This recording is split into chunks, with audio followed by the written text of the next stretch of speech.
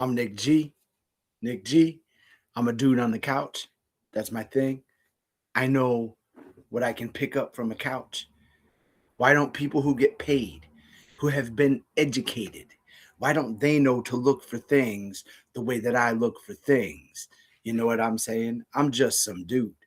I'm just some dude. And all of a sudden, I'm doing a little bit of the Googling and I see Maggie Haberman has been tied to Trump world since Fred. Not she herself, but her lineage. And if we know anything about Trump world pulls characters and reuses the actors in their play, in their kayfabe, as if they were a theater troupe and couldn't hire anybody else away, or were making the play so exclusive they would only use people that they trusted. It's like the way that Star Trek uses Jeffrey Combs and keeps bringing him in, not as a recurring character, which he does, but as many characters. Brunt FCA. You know, I love that dude because he's a jerk. But Maggie Haberman, my gimmick is that I'm a dude on the couch. Why am I a dude on the couch? And I can tell you openly that Maggie Haberman's mom and dad ran PR flack for Jeffrey Epstein, for Fred Trump, for Donald Trump. So while he's bypassing the press, by he I mean Donald J. Trump, I'm talking about how they're directly connecting Donald Trump to Maggie Haberman, whose mom ran PR flack for Donald Trump and Donald Trump's dad. And oh, Jeffrey, your boy, Epstein. I'm a dude on the couch. So why am I getting heat? While I'm writing on the Substacks and I'm like, hey man, Maggie Haberman, she's not a good player. And I'm getting DMs. Hey man, she shits on Trump. You need to leave her alone. She's a good journalist. Cool. We are all individual people. What I stand for, Nick G, many people will agree with, Nick G. Many people will agree with, but we all aren't the same. There is no same. The diversity of any group you put together is the value of the group. My girlfriend and I, we live in the same house. You can say, yes, this house on John Street, this is them. There's 4 of us. The stuff that I like to watch intellectual stuff. I like to watch mind expanding stuff. I like to watch creative things that challenge my point of view. A lot of my looking at the news media as I see it is because I grew up watching some of the fakest shit ever. But I watched a lot of storytelling. I watched a lot of character development. I watched a lot of interaction. I'm a TV kid. By being a TV kid, it allowed me to be entertained by what's in front of me, but to process it all. I wrote a piece about how Star Trek is constantly not so much now. Now it's kind of getting a little bit more universal in the script. But more of the like 90s and 2000s Star Trek, they were talking specifically to me by demographic, by naming places that I live around, by naming places within 10 miles of my house, 15, 20 miles of my house. So while I'm watching fiction, I'm watching reality because they're saying things to me that matter, because I relate them to my neighborhood. You know what I mean? But that's back to my Maggie Haberman joint. I did a quick Google and I was like, hey, why is Trump always using Maggie Haberman? Beep, beep, beep. You don't go by the first or second because the first or second are the people that paid money to be the first or the second in the googly, in the search. You know, they paid to be there in the front too. Underneath those are the popular ones. And who are the popular ones? The popular ones aren't the ones that cause the most cerebral action. The popular ones are the ones that got clicked on first. People don't do the doodle. I do the doodle. I scroll down. I find better information. What information do I find that's better? The shit that you don't hear pundits repeating. That brings me to Meidas. And I'm going to get to Meidas because Meidas is, dude, in the last like 2 weeks, I've been writing about Meidas. And I went from 300 subscribers to almost 6. You know, there's a big niche for critiquing our media.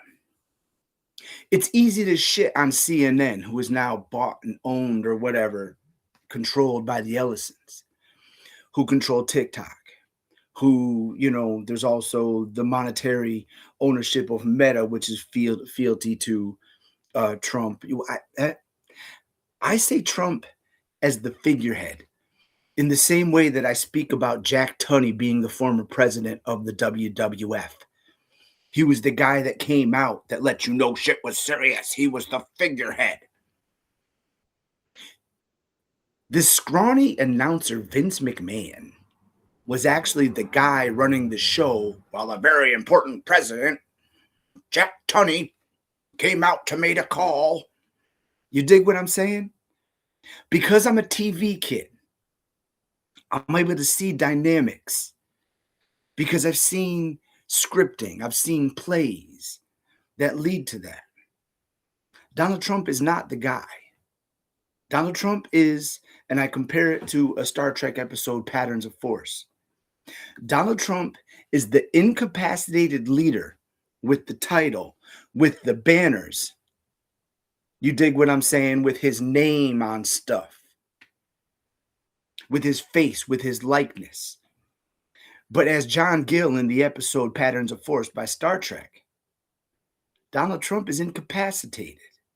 You know what I mean? They give him his little abilities of what he can do, but it's Stephen Miller running the White House.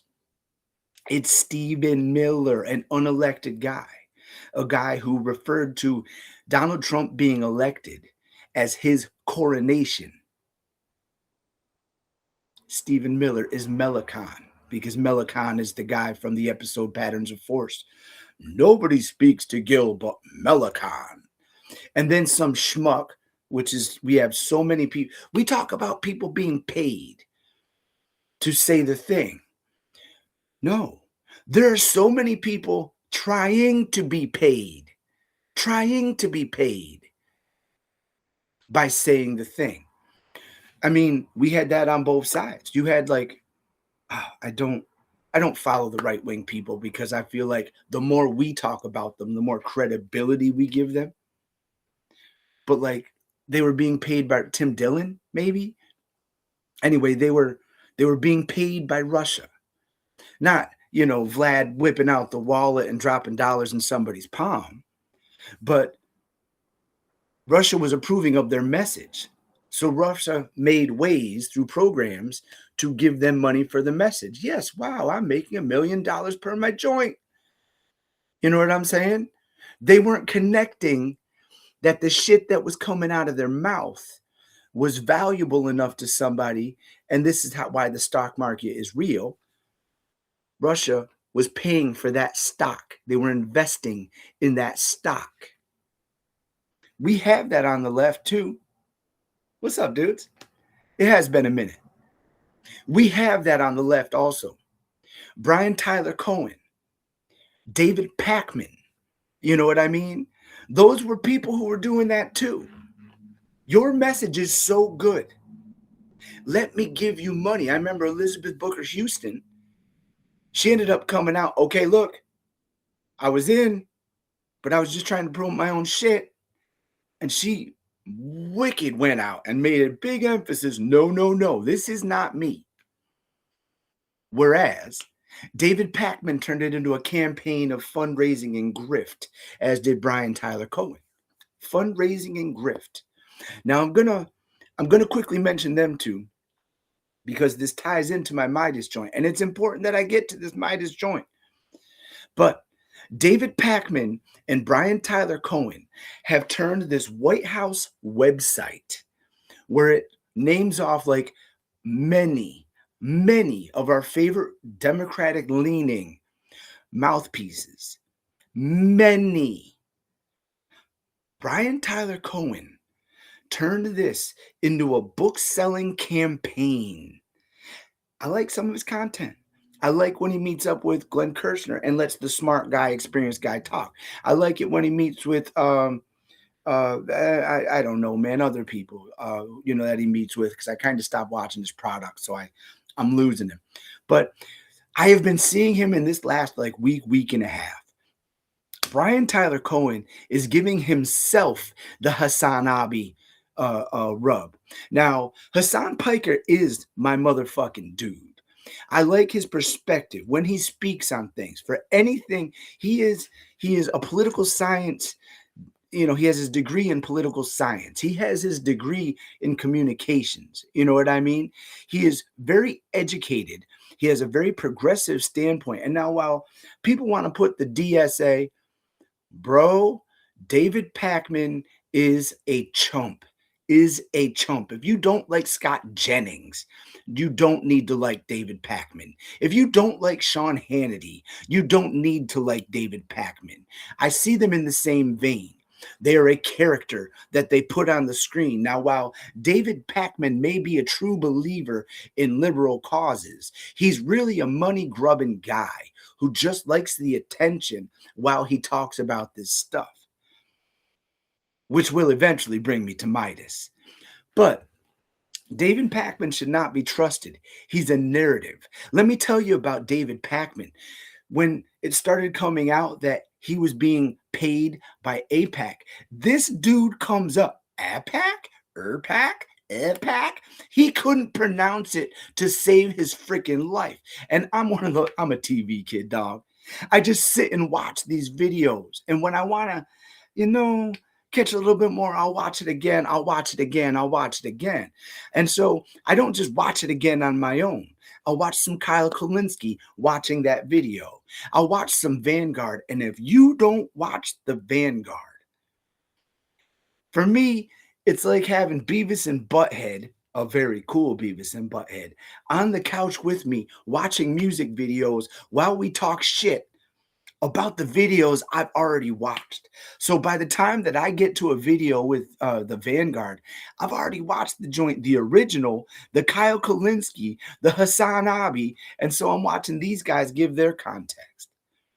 But mind you, I'm not that guy who just repeats a message. I'm that guy who, like when you're watching CSI and, they're listening to a tape recording that was sent to them real sly in the mail. Should you? Hey man, I don't know. Is that maybe a train station? Is that maybe I'm that guy, because communication is everything. Everything. When people are talking, they're communicating, but that isn't always a dialogue. It's a smokescreen. It's a mirror. But saying nothing. Joe Rogan, saying nothing. Joe Rogan is an example of saying nothing being a lot. Homeboy says, holy shit, just up here on my screen, I actually got a meme for what I'm talking about. That's funny. But anyway, Joe Rogan's standing there in the fucking ring. Homeboy Josh Hackett, whatever.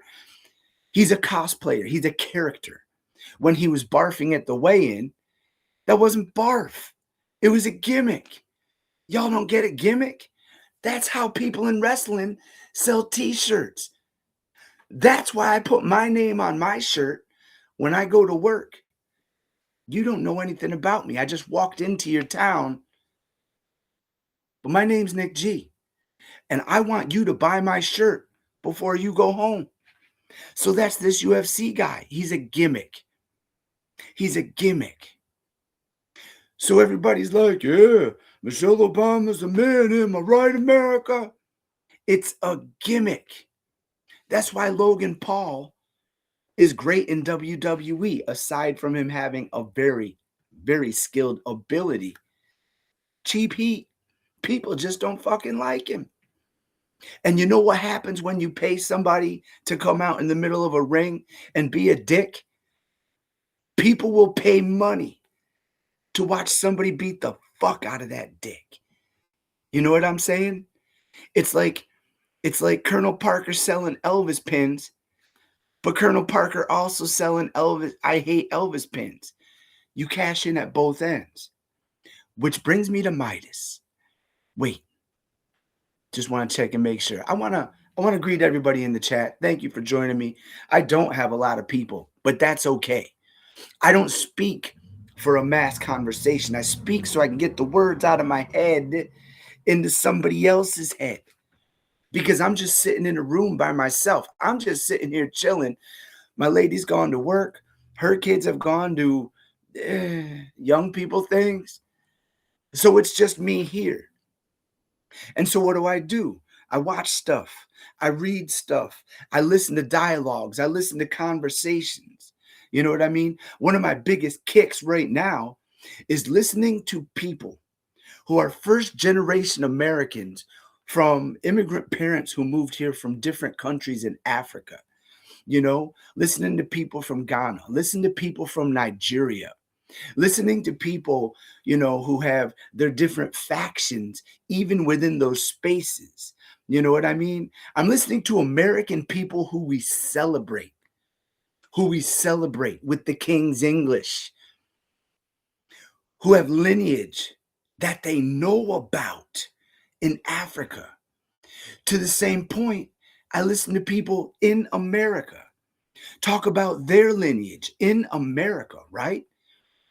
And they can take it to the Gullah Geechee. They can take it to South Carolina. I've been listening a lot about conversations between Black people. It's important for Black people to be able to talk to Black people without somebody who's excited like me, Mr. White Dude, born in the Adirondacks.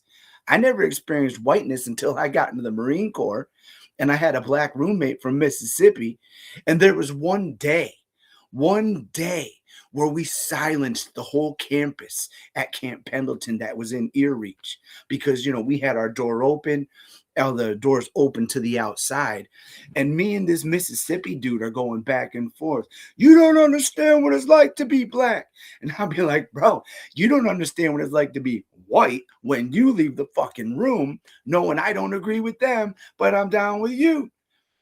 We're yelling.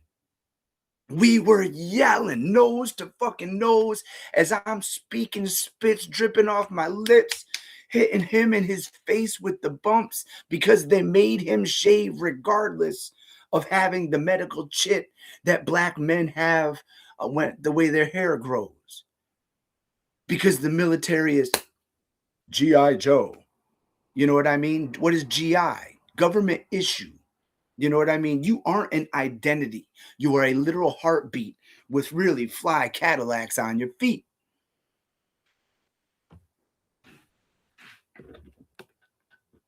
No, no. I'm going to answer Kathy Steins. And I know I've been kind of missing a little bit in the chat because I'm kind of hyping up on it's been a minute since I've been live. But I want to say specifically now, Kathy says, do you think the military will turn on us Americans if told to do so? My thoughts. Let me just tell you a little bit about Israel. Israel has in their IDF, they have this character and ideology where even soldiers are coming back from the IDF. Mind you, Americans are going to Israel to join their military. And stuff like that. As a matter of fact, every time I hear the Bulwark Sarah Longwell talk about Josh Shapiro over there in Philly, you know what I think of? IDF. IDF. Sarah Longwell's candidate that she loves and loves and loves on the Bulwark is an IDF fucking soldier.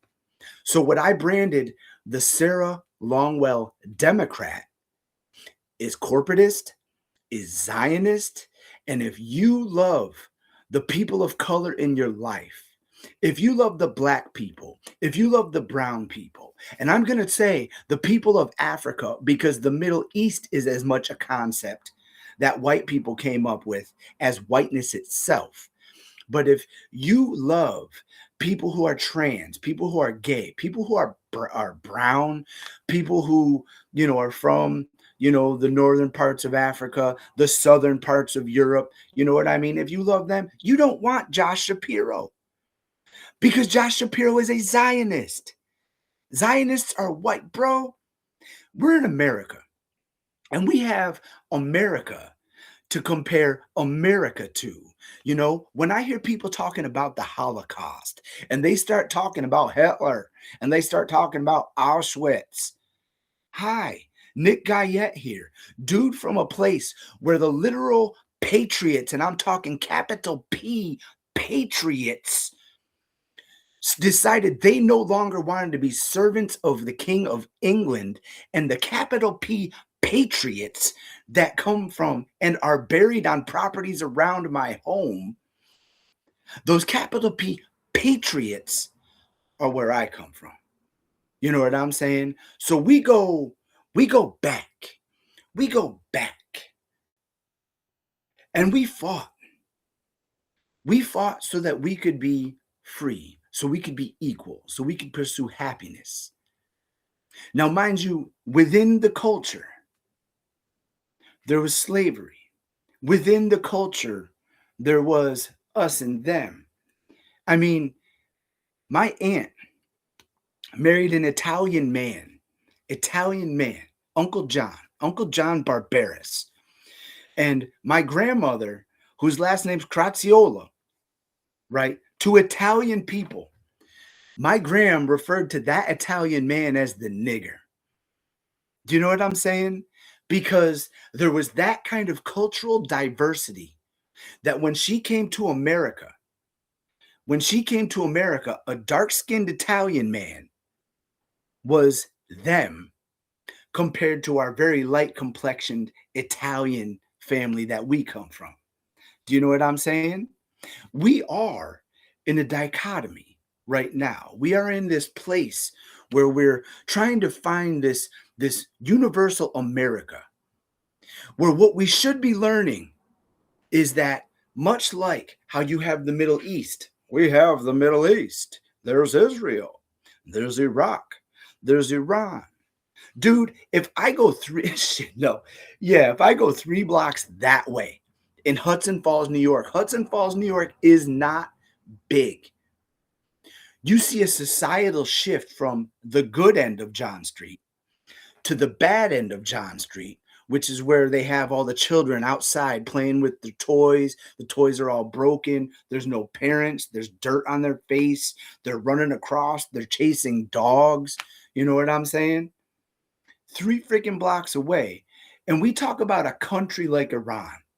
And we talk about a country like Lebanon, like Palestine, as if it's, homogenous. I already told you about my house. I'm trying to watch smart stuff and wrestling and, intellectual comedy, current events. My girlfriend, and I'm pointing to where she hangs on the couch, she wants to watch Parks and Recreation for the 100th time. And now I'm a Star Trek fan. When I say fan, I mean fanatic, because every time they put in a new series, that just extends my rewatch, where I'm on my 6th rewatch of full Star Trek canon. So that's Enterprise, Strange New Worlds, Star Trek, the original series, and then that goes to the Next Generation. And then, where's Discovery comes before Strange New Worlds because they go into the future. So we stop at that future episode. We're not there. We're in the timeline. We're between Jonathan Archer and Captain Pike. You know what I'm saying? And so I will watch it until Voyager. You know what I mean? And then after Voyager, I'll put the second half of Discovery on. And then all of a sudden, when I watch that last episode of Discovery, I'm watching the first episode of Enterprise, where the Klingon is running through the cornfield, and a very naive Jonathan Archer's like, let's go take him home. Now, I get watching stuff over and over. You know what I mean? But like I say, when I watch things, I watch them for study. When my girlfriend watches Parks and Rec, she watches it. I call it pull my finger humor. That's what she's into. She wants that cheap laugh. But the point I'm getting at is in this home, one house, my girlfriend and I, we don't eat the same. We don't entertain the same. You know what I mean? We don't we don't music the same. I'm house music. She'd be like, putting on, contemporary booty music. But when I put on my playlist, I'll have like Luther Van. I'm kind of a Luther Vandross head, a New Jack Swing guy. That's where babies come from. New Jack Swing. Ask any stork. But you know, so when she puts her playlist on, it it's like the same playlist as like the white dudes that I listen to, when they're listening to their rock, they got their Marilyn Manson and their cake. You know what I mean? I kind of laugh at that because she's constantly reminding me that she's a black woman. When I drop something that new that I learned, she'll be like, dude, I'm black. I'm a Scorpio, Jason. I'm a Scorpio. My birthday is October 26th. She has the same birthday as William Shatner, me being a Trek head. That's pretty cool. So she's like March, I'm going to say it, like 22nd. I want to say 22nd, but I have the number 23rd in my head. Oh, I love Pink Floyd.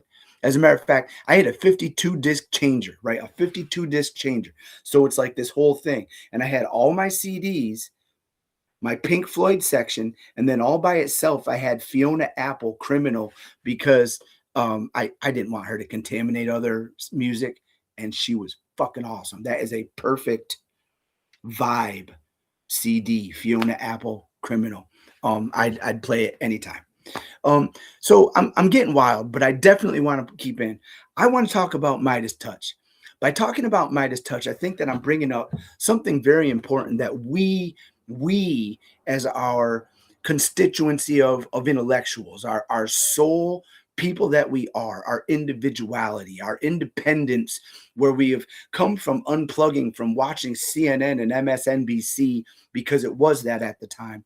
Instead of watching that over and over relentlessly, where you have 4 o'clock when Nicole Wallace comes on and she brings on people, and you get the same people, and then those guests will be interchangeable with the guests of the next show.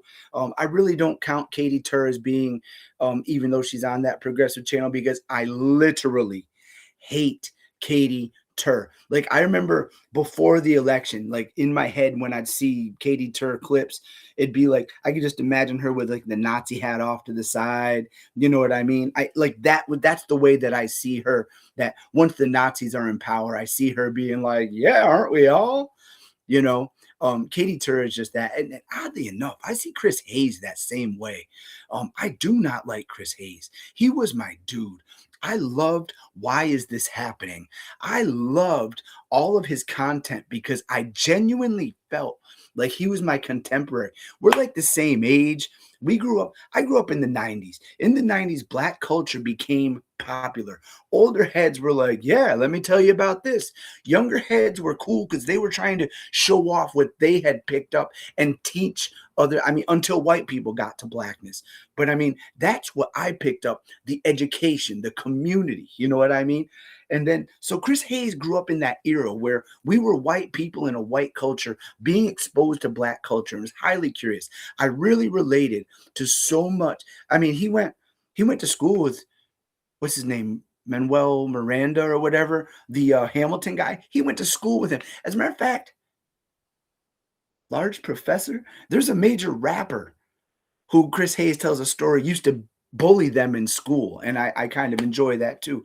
But when Kamala Harris lost to Donald Trump, it was like I watched a character shift in him. Pew! They hit the button that reset him, and I hated it. Yeah, that's him, Lin-Manuel. I hated it. I was like, what is this guy? You know what I mean? Um in like the paranormal world, they have this thing called a drop-in, where a soul is just so distraught that it vacates the body so a new soul can come in and just kind of like take over the body. And that's why I see Chris Hayes. But now in the Ezra Klein era, And I'm calling it the Ezra Klein era because Charlie Kirk did it right. Boom. That that put him in that created a category. What's up, bees free? Um, that put Ezra Klein in a category. So where I see Ezra Klein is white intellectual, where I see them even trying to get amongst the people. They're just going to a like I see them hanging out on Caroline Street in Saratoga Springs. That's my intellectual version of where I identify them.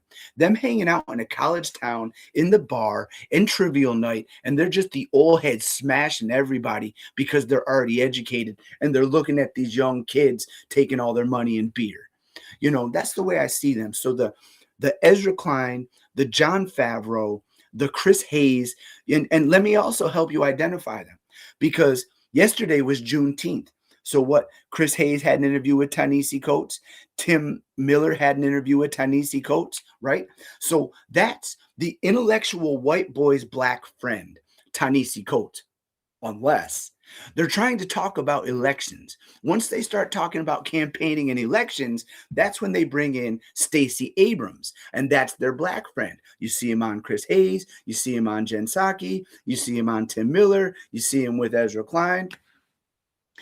And then something happens like, George Floyd. So they don't want Ta-Nehisi Coates. They don't want Stacey Abrams because Ta-Nehisi Coates is their black friend. Stacey Abrams is their election black friend. So when you have something like George Floyd, that's when they bring out Sherilyn Ifill. And so that's the let's speak to blackness person when there is actual things. But you're exactly right with that, Natasha. And I'm going to read it. I don't pay attention to any of these people. A lot of these people I didn't know existed until I came here to Substack. So that leads me directly into my Midas touch kick. I jumped 200 subscribers by pointing out that Midas touch is not it. I'm a TV kid. I watch content all day. I'm not trying to do a clip show, like other people, and there's a lot of people who just do the clip show. Now the bulwark is different to me. The bulwark, they're neocons. They're Bill Crystal, They're the people who are trying to talk the 90s and 2000s into the war in Iran. You know what I mean? Tim Miller was trying to get Jeb Bush elected. You know what I mean? Do you know what Sarah Longwell did for a job before she started getting into politics? She worked at a company. She worked for a place that lobbied against drunk driving laws. So every time that you see a drunk driver pulled over, you know what I'm saying? And the cops have got him and they're doing the sobriety doodle, and all that shit. She didn't want that. She wanted you to be able to go to the fucking bar, get boop, boop, boop, boop, stupid tanked, and be able to drive home. And her job, what she did for a living, what she did to pay her bills and stuff her face with food and put a roof over her head for a living, was lobby against drunk driving laws. That was her job. She didn't want drunk driving laws. So let me extend my Sarah Longwell, and bro, I have a whole piece. Go on my page, Nick G, a dude on the couch. The piece is called Sarah Longwell is a Loser. When I did the illustration art, I ended up with this kind of cartoon comic-y thing, and I still have it up on my wallpaper because I think it's so dope. But Sarah Longwell has gone on diatribes about Hassan Abi, my guy, Hassan Piker. Now let me addend, and I'll speak on it no more in this part. If you love Wajahat Ali content, if you love Danielle Moody content, Hassan Piker carries the same content with his intellectual facts. And oh my God, he has such a knowledge of international politics, policy. It is nuts. But if you love Wajahat Ali, And if you love Danielle Moody, I am asking, give Hassan Piker a chance because he is hosting the same candidates that they eventually bring on. Yeah, Omar's dope as fuck. I talk, but my thing with Omar is Omar's a Substack personality. You know what I mean? If I name drop Hassan Piker, people are going to get it. But so Hassan Piker, my downside about watching Hassan Piker, and I'm going to keep this brief because I was talking about Meidas. My problem with watching Hassan Piker is it's all live footage. You know, I watched a whole fucking episode of Hannity because he was talking shit over it, and I was like, yeah, this is smart. But then, like, I have all of that Hannity stupid in my head now. You know, it's like I don't listen to music that drops the N word. You know what I mean? I don't listen to trap because I don't want that in my ear. Now, Natasha, now everybody's got their own flavor. You know what I mean? I love toppings on pizza. Not everybody likes my toppings. And it's all about a personality. If you don't connect with somebody, you can't push it. But my point on Hassan Abi, and this is actually going back into where I was going with Sarah Longwell. She is so against Hassan Piker, who wants health care, who wants human rights, who wants dignity. You know what I'm saying? That's how you gonna go against that? Where you have Sarah Longwell, who's shitting on Graham Plattner for his past. This woman lobbied so that drunk drivers could get away with it. She lobbied so that drunk drivers didn't get in trouble. You know what I'm saying? So let me just go from that. We are in a progressive media space where the people that you learned about from Morning Joe are now they move from there, they move to YouTube, right? They move to YouTube. From YouTube, Substack was highly independent. And that's when yeah, that's what they want. Natasha, they want us to go back to a nostalgia. And as I've said many times, what is nostalgia? Nostalgia is gaslighting. I want to go back to the simpler times in the 50s and 60s where you could work one job and the wife would stay at home. My dudes, women were held captive emotionally, no different than the Epstein joints. You know what I mean? I mean, different scale, but it's the same thing. You know what I mean? Yeah, you can leave. What the fuck you gonna do? Yeah, you can leave, but I got your fucking car. Yeah, you can leave, but I have your money. You have no bank account, wife.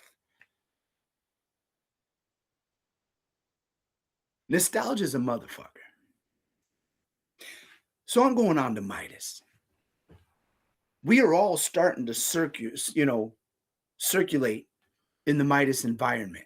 I saw Popak show up on Tara Palmieri's show, and it gave me the ick. It gave me the ick. I see her on V, under the desk news. I see her, Tara Palmieri, with Julie K. Brown.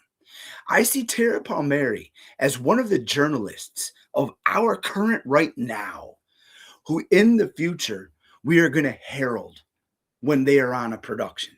You know what I mean? Tara Palmieri isn't just the now, she's the future. Because of her journalism, she has an ideology. When I'm talking about all these folks that we see, I talk about uh, uh, intellectual constituencies. My brain's spinning, so the flywheel didn't catch. Intellectual constituencies. I wrote a piece about Jennifer Welch.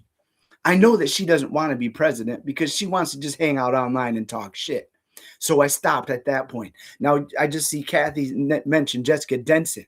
I was pissed off because I was listening to a Popak video this morning, last night. It was this morning.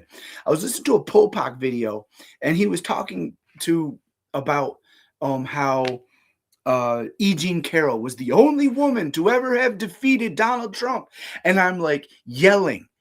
There is a whole Jessica Denson who defeated not only Donald Trump's NDAs, But now it is her job where she helps other people get out of those NDAs. You never hear Meidas name drop Jessica Denson. Jessica Denson was done so wrong by Meidas Touch. And this is great that it came up now. She wanted to talk about, they started her show Lights On with Jessica Denson. Good. She was the person who needed to be highlighted. She defeated Donald J. Trump and his NDAs, which are bullshit, all, by the way. That's why we don't have more leaks. So she wanted to talk about how the 2024 was stolen. Meidas drew the line, the editorial line. They said no. They said no. A couple weeks passed, she does a show. This is why I left Meidas Touch. Which brings me to where I'm at. Meidas Touch was a YouTube joint, which I appreciate. Now, intellectual constituencies, I talked about Jennifer Welch. I wrote a piece about Danielle Moody because she's part of the LGBT community, LGBTQAI, IA, people, humans. She's part of that. She's part of the Black community. She has lineage in Africa. You know what I'm saying? I read a piece about, on top of nominating Danielle Moody for president, as I did Jennifer Welch, but I wrote a piece about how we don't know our lineage. We still think that immigrants know about Hitler. They don't know about the slavery era because they didn't come here till after World War II, or they didn't come here until World War I.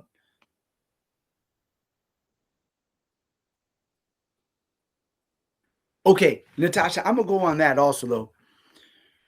Waj won't really talk about certain things either. He's ignored things that Natasha's tried to tell him and continues to perpetuate what they believe to be true. Now, that's my whole thing on Meidas. They carry a kayfabe. They don't have an intellectual constituency. They are literally, I look at Meidas as blue MAGA. I look at Meidas as blue MAGA. Now, I have respect for Katie Fang. I love Katie Fang content. I stopped watching Katie Fang content because there's a little, where's my thing? There's a little Meidas touch on the bottom. Now, if Katie Fang was solely Substack, Katie Fang is the dope, I would absolutely be all about Katie Fang. As a matter of fact, no. If Katie Fang joined with Allison Gill in the MSW network, I would be 100%. And I have my problem with Allison Gill. I do not have my problem with her message. She came at me the wrong way one day, and I wrote a piece about that also called Beans, Beans, the Magical Fruit. Don't think you can't go through my stuff and find my stuff. I've only been writing since like November. You know what I'm saying? Most of my stuff was written in March when I lost my job. My stuff isn't hard to find. But all of us, all of it, here I am. I guess Natasha's comments are kind of sticking out a little bit to me because I love me a good debate. But there was an episode where Natasha was talking to Lisa and, rattled off a little bit about David Pakman, rattled off a little bit about Hassan Piker, and it rubbed me the wrong way. I dipped out, no big deal. Everybody has their diet that they take in, which shapes their perspectives. You know what I'm saying? For me, whoa, Natasha, that's all I'm gonna say. But we disagree. We're people. You know what I'm saying? Like I wrote some stuff about Maggie Haberman.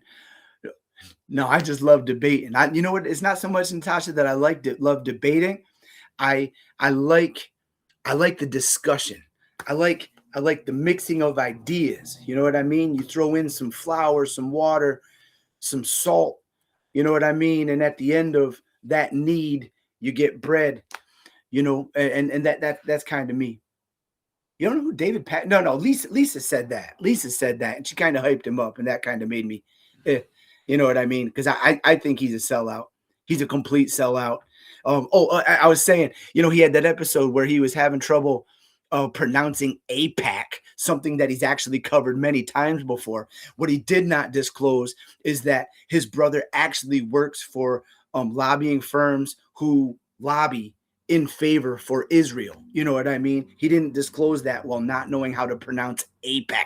I don't take pack money. I don't take pack money. I don't take pack money. What is pack? You know what I mean? And you watch him just just chew on his tongue, trying to sound like he isn't taking money from a lobby. It doesn't matter to me. It doesn't matter to me if you're taking money. Don't front.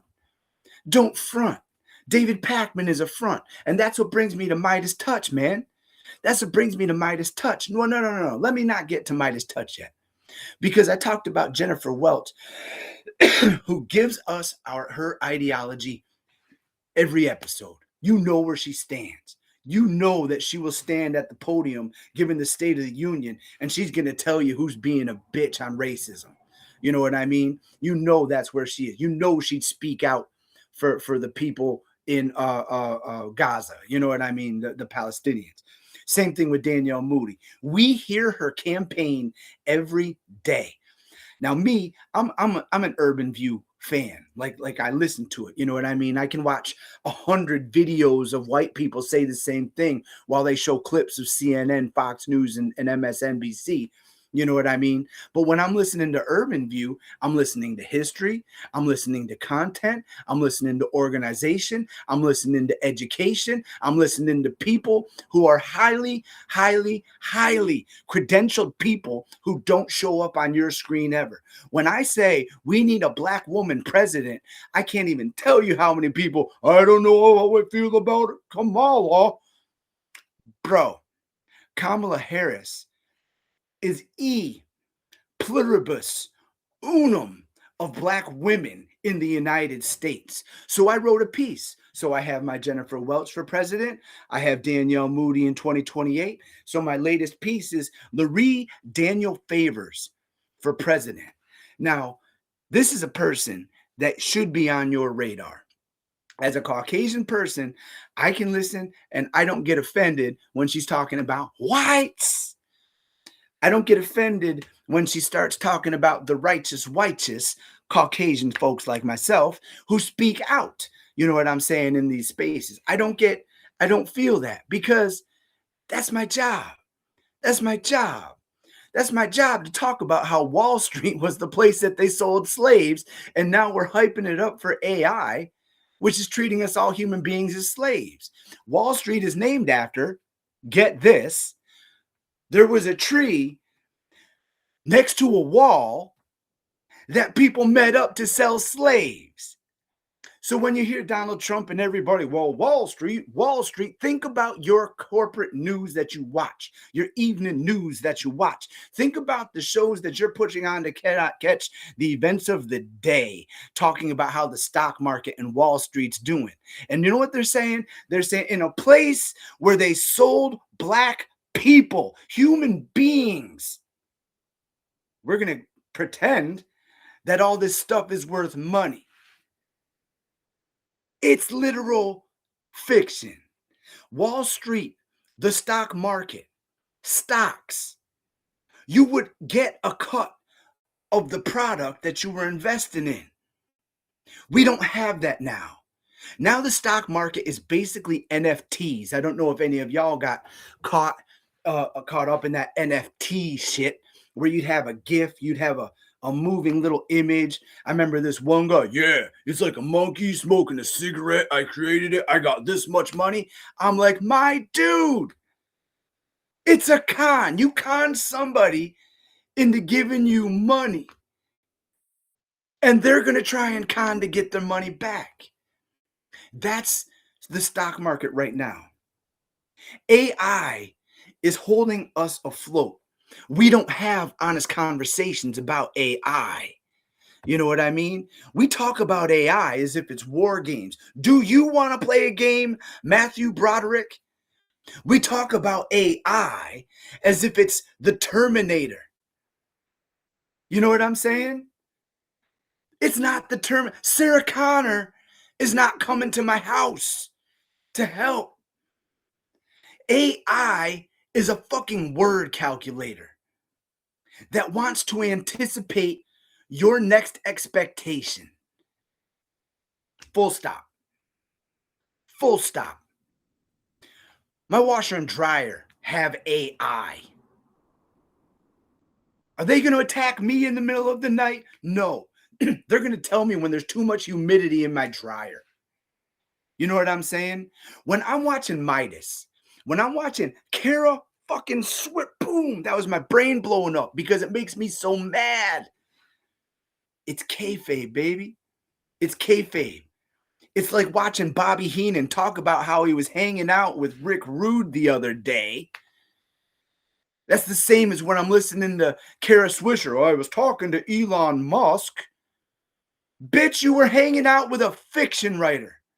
You were hanging out with a fiction writer that cons other people into giving him money. I'm bringing this back to Meidas Touch. Meidas Touch has no intellectual constituency. Popak has no intellectual constituency. They cover the news. They don't like Trump. You know what I'm saying? They are lawyers who practice law, who can speak about the law, specifically in New York and Florida. That's where they practice law. Both Popak and Ben Meidas. So here we are. We are shitting on Hassan Piker, who has degrees in political science, communications, and all this other shit. You know what I'm saying?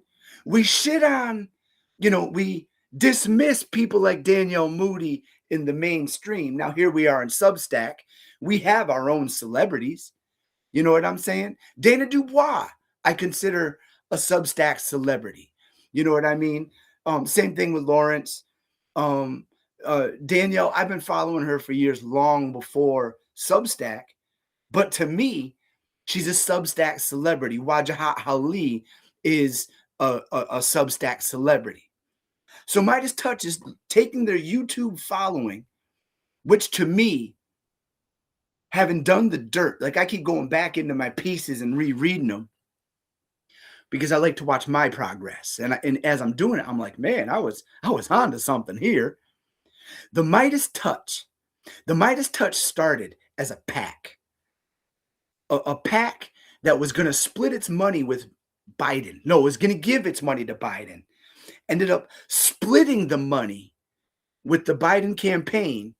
And Rolling Stone did an article about it. And as they were digging, the way that it was described to them, basically what they're doing is the same thing that Trump does. They take a cut while they're donating to the whatever, but it's a grift. So while I'm saying that,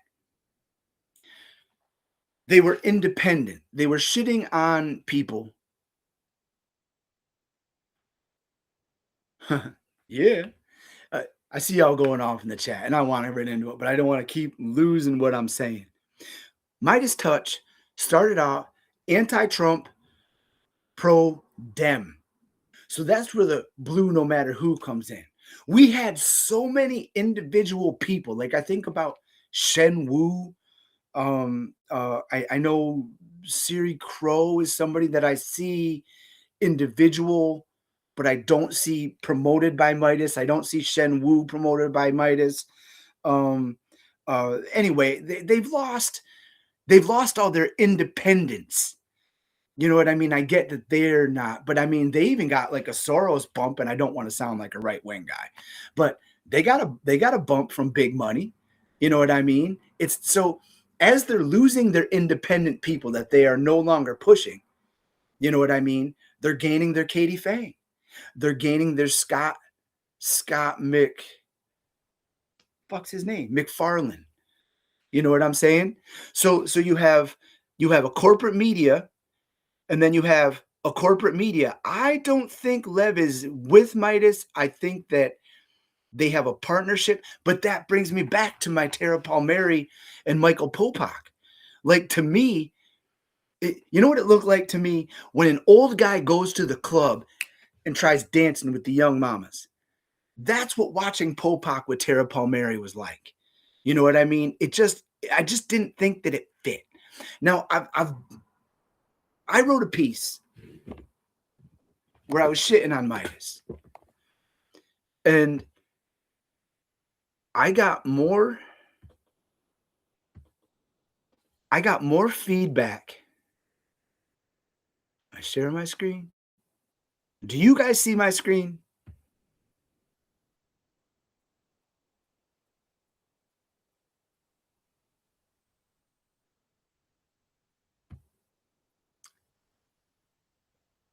I don't think it's Firebrand. Cancel, cancel. All right, I'm trying to share my screen, and I want it to be this one. Okay, so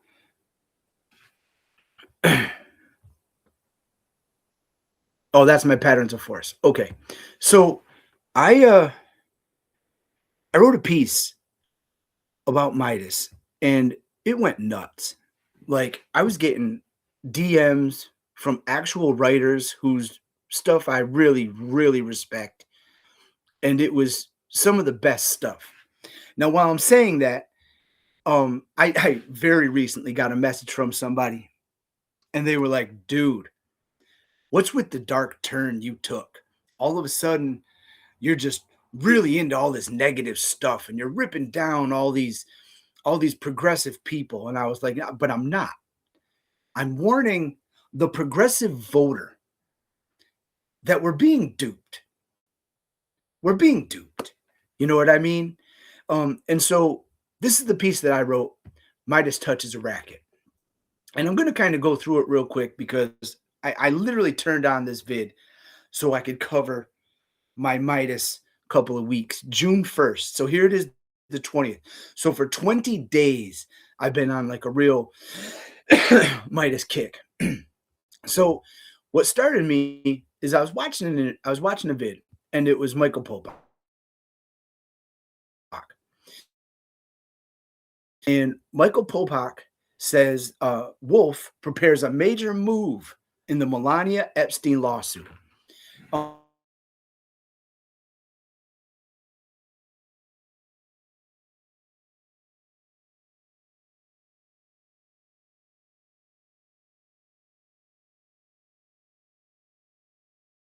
the transcript that they didn't cover Melania and Wolf. You know what I mean? Like at all.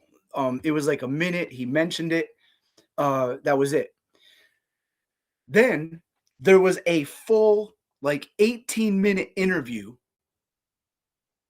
with Danny Bensky, yeah, Bensky, an Epstein survivor.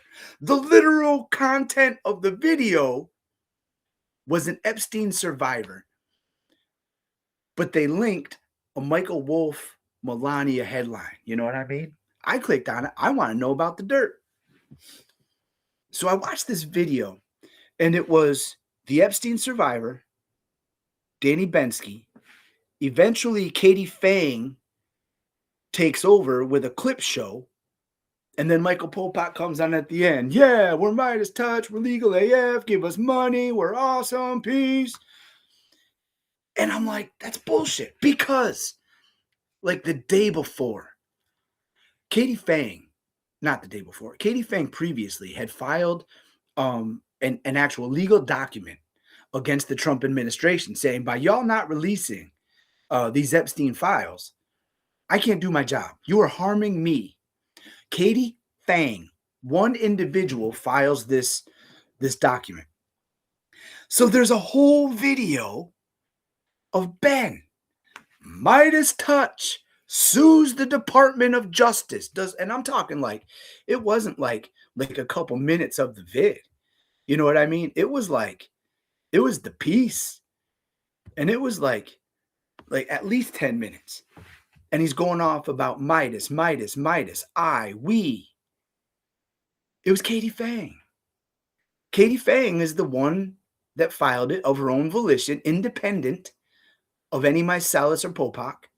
You know what I mean? But what was the vid? The vid was Ben Mycelis saying, our Midas lawsuit. Yeah, there we go. All right, so I'm gonna try and screenshot this.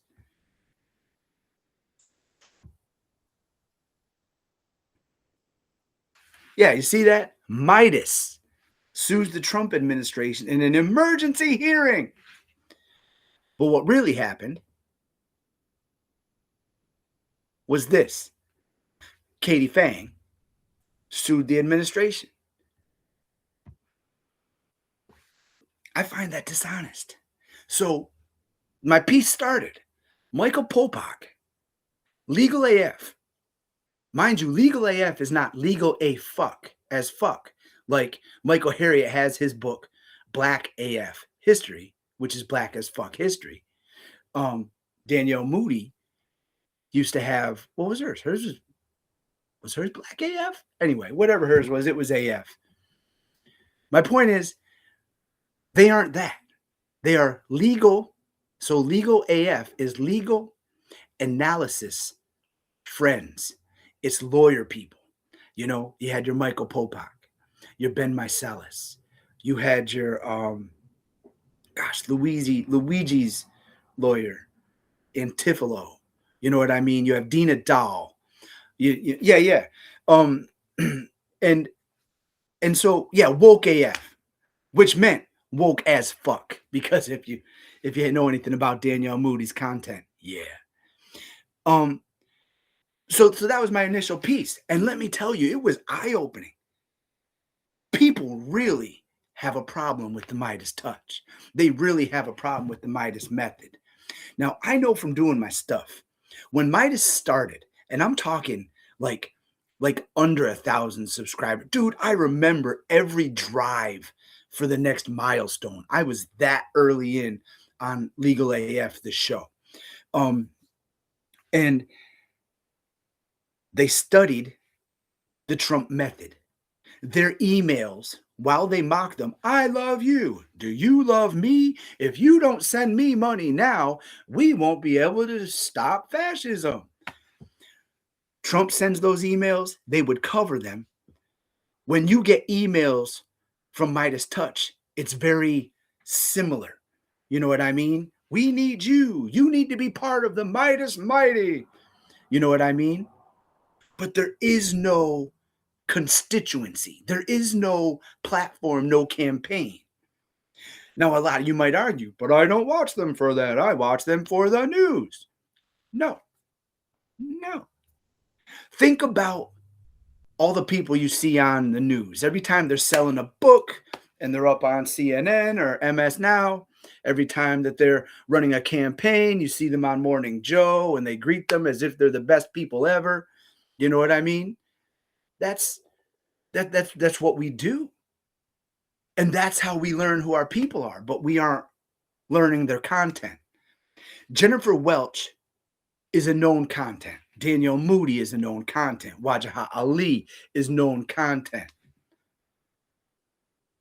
I'm an Urban View guy. Larry Daniel Favors is known content. My personal if there's somebody that I look up to right now, it is Professor Greg Carr of Howard University.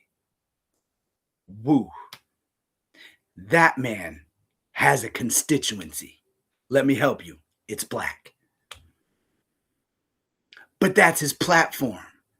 By raising the understanding of blackness, it elevates everybody.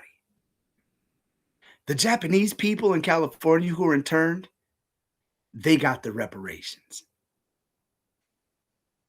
The Jews from the Holocaust got a whole colonized state as reparations. All the plantation owners, they got their reparations. Black people are owed the reparations. And they aren't just owed reparations. They're owed reparations in a big way. Meidas Touch doesn't cover that. Meidas Touch doesn't cover black people. Meidas Touch has the same black friends. You know what I'm saying? No. Wait. They got the resident diva. Oh, yeah. Meidas Touch relentlessly messages in that same belonging hive mind. Give us money, subscribe to us over here on YouTube, subscribe to us separately over here on Substack, subscribe to us separately on this. We have a new show. We have a new show. If you love Meidas Touch content, we have a whole new channel called Legal AF.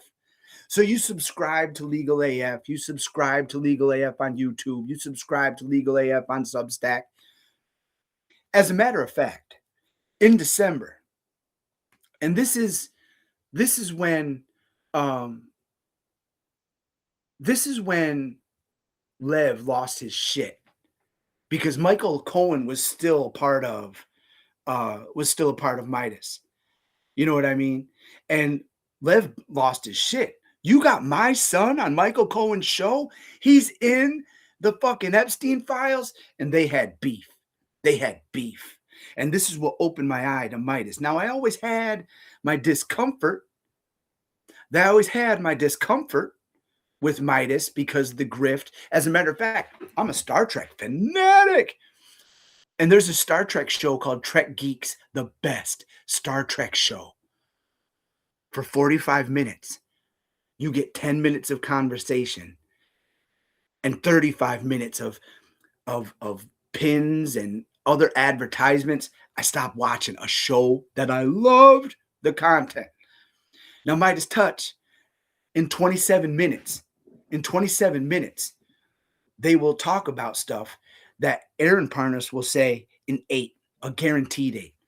So when Lev had an issue with Meidas Touch, yes. Oh man, as a matter of fact, yes. I have pins. When my girlfriend got into Star Trek, I have my fan sets pins that I bought from my girlfriend to bring her into it. She even got like the disco, because Discovery had just come out. She has the disco, training shirt. Meidas Touch. When Lev called them out, they made their own response video. And all I could think of is like the Beastie Boys. Maybe it's, yeah. So what you want? Where you have the 3 heads, and this guy will talk shit, and then this guy will say his rhyme, and then this guy will say his rhyme. That's what it was like watching the Meidas Touch video. I kind of started to look for it, but it started to look like either they hid it or it became work, and I'm not into work. So, they were like talking shit. Yeah, he said this, and we're awesome. I didn't say this. Did you say this? Jordy, did you say this? Brett, I didn't say this. Jordy, did you say this? Yeah. And all I could think of. Now, mind you, I did not grow up a part of boys' team. While I always have identified as a cis male, I didn't grow up boys' team. You know what I mean? But I do recognize a bunch of men hyping up a bunch of men for battle. I'm a little guy. My mouth is this fucking big. When I played Skyrim for the first time, I laughed out loud when I found out that my power was a shout. That's me. I'm 150 pounds. I'm 5'6". I have lived my entire life afraid, unapologetically. With that being said, I've caught a lot of shit from groups of men. 50, well, I'll be 49 in October. My friend says, dude, you're old enough, just say 50. I'll be 49 in October. I am afraid of groups of teens. Afraid. Like, cross the street, take a different route, hide until they walk away. I am afraid of groups of teens for exactly the reason of what I saw in that Meidas video. And like I say, I want to say it was like maybe like middle, end of December. As a matter of fact, I don't even think it was a YouTube vid now that I'm saying it. I think it was one of their first live Substacks.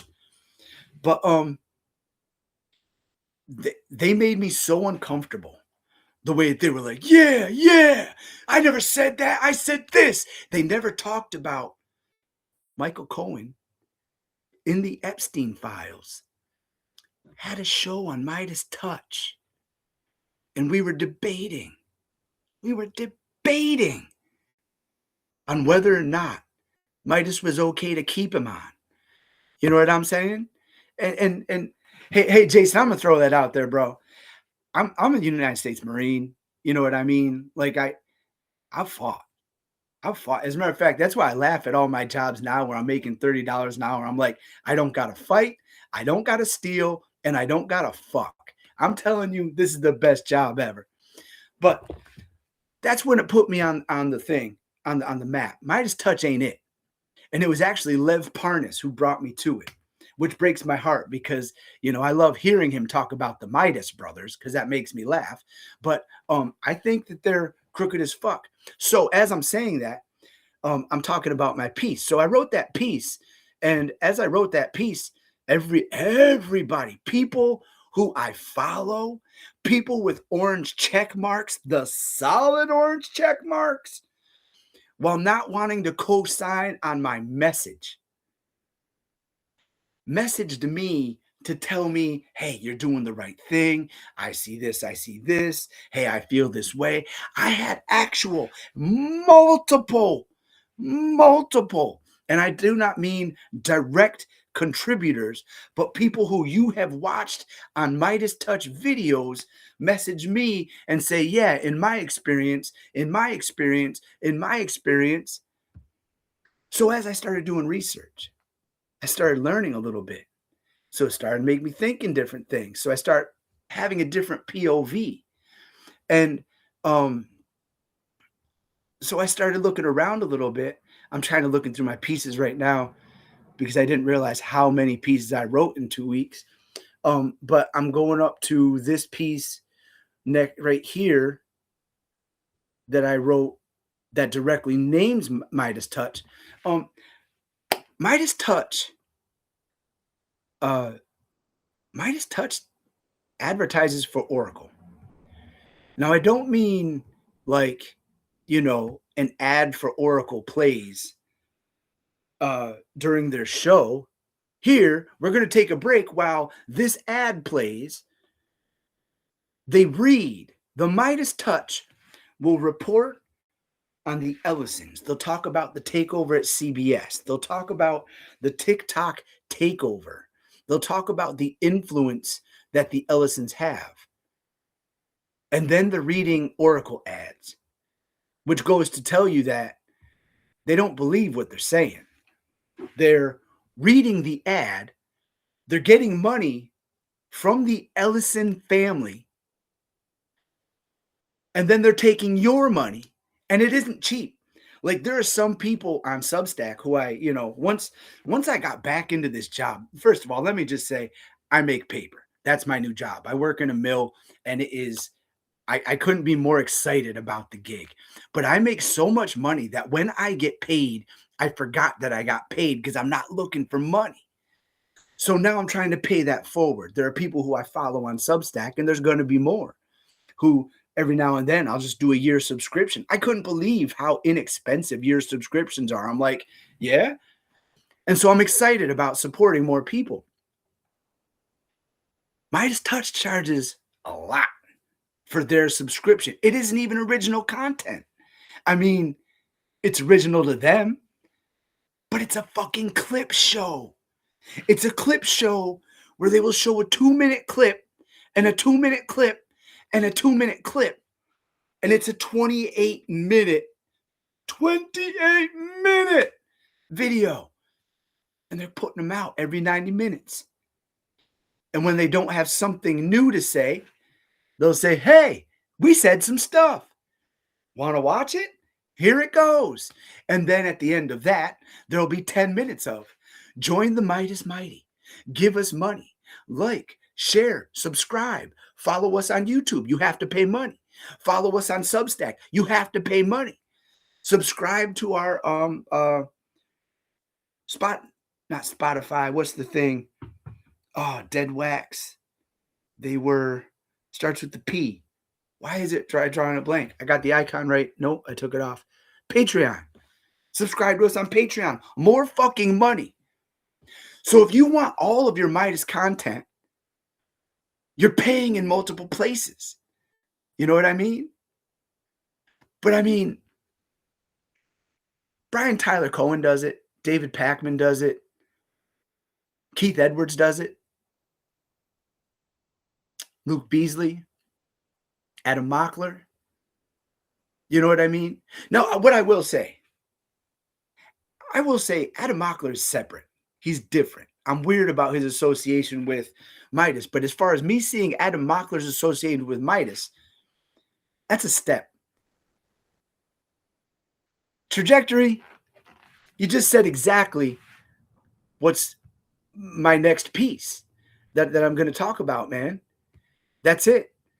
As we're leaving MSNBC, MS Now, as we're leaving CNN, as we are leaving the Bulwark, Crooked,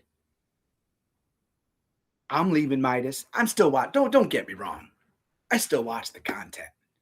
You know what I'm saying? I still watch the content. I watch all the videos. I still watch David Pakman. I still watch Brian Tyler Cohen, even though I think he's a full fucking bitch grift right now. The White House is coming after me.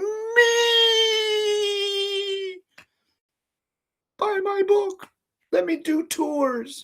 Let me go on everybody's show and talk about how the White House is coming after me.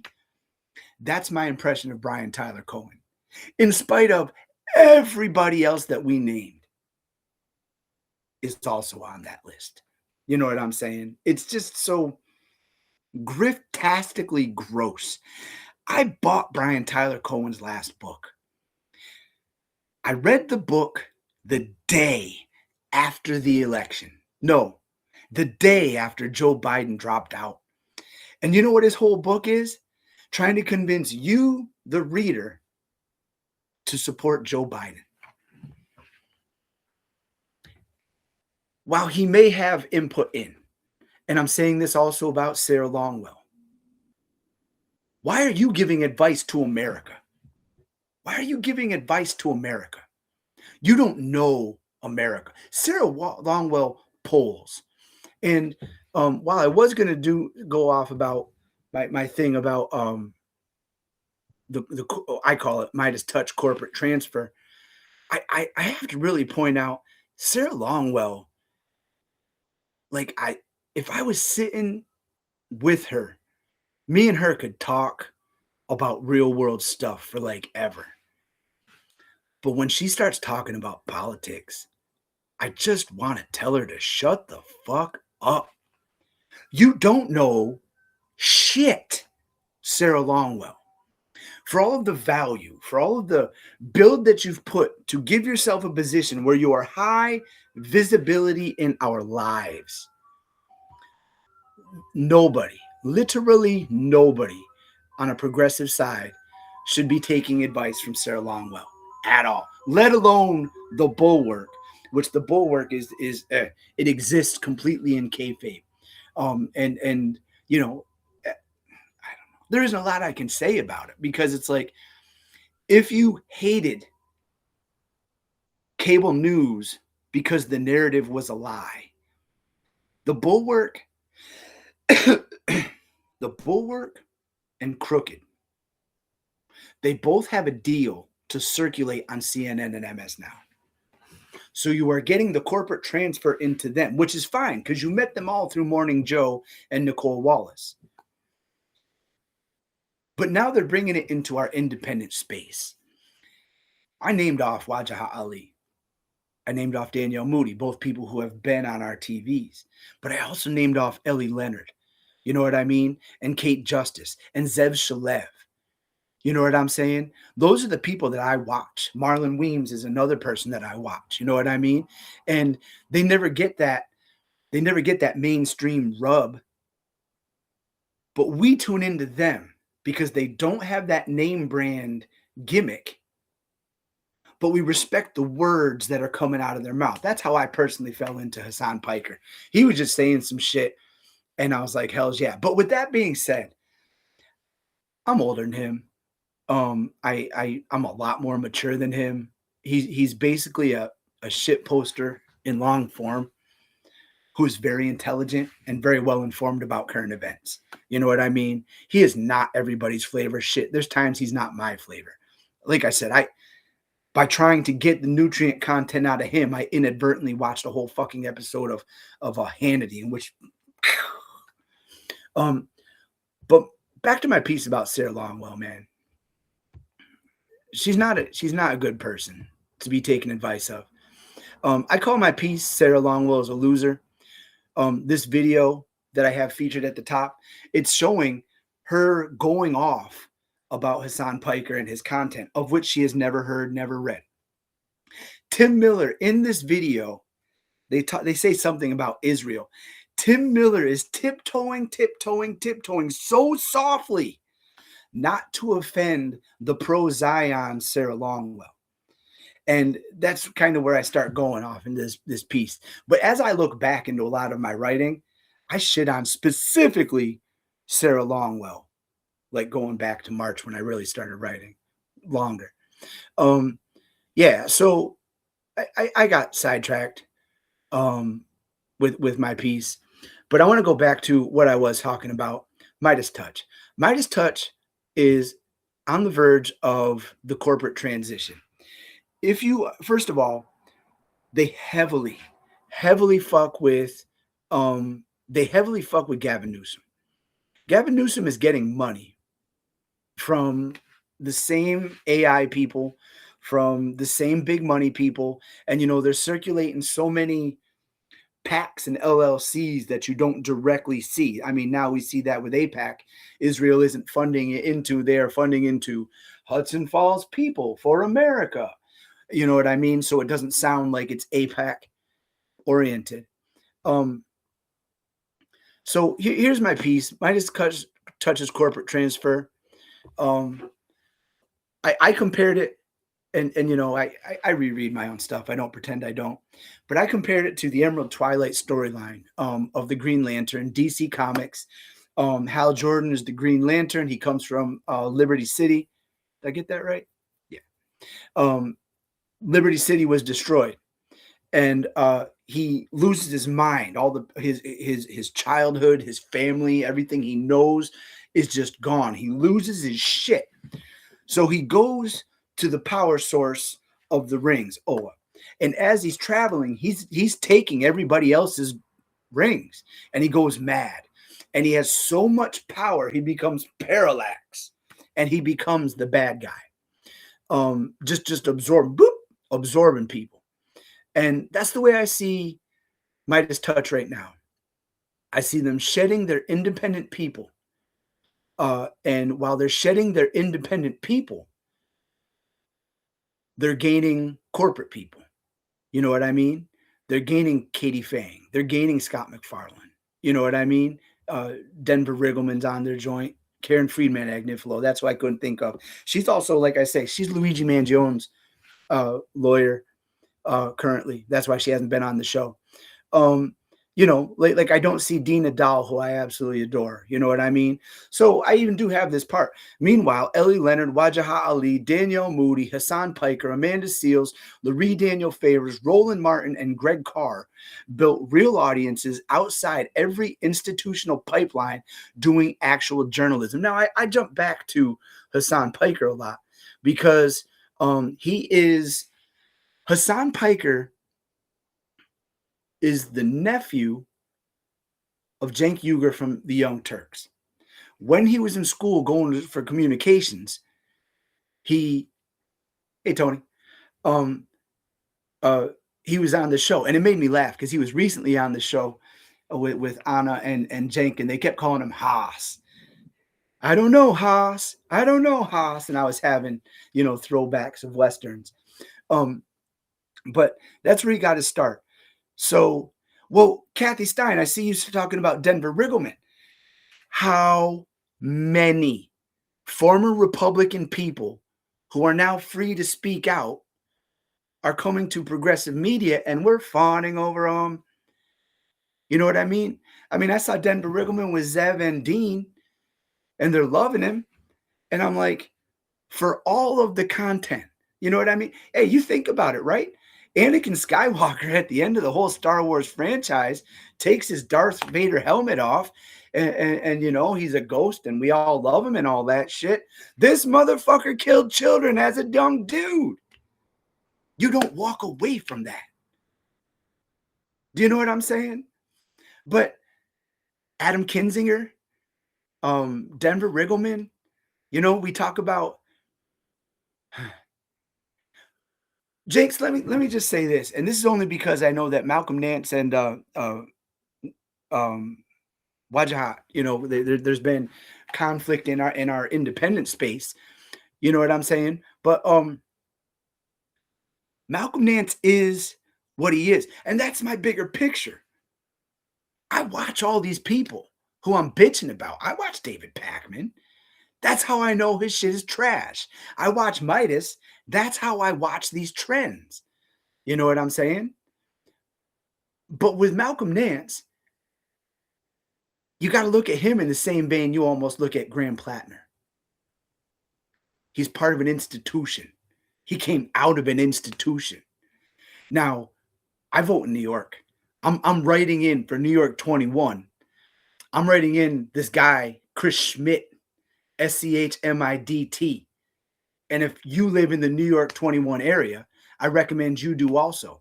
Otherwise, we got this sticker licker Anthony Constantino, and then this other guy, Bob Smullen, and then some no-name, literal no-name Democrat somewhere on a cornfield somewhere.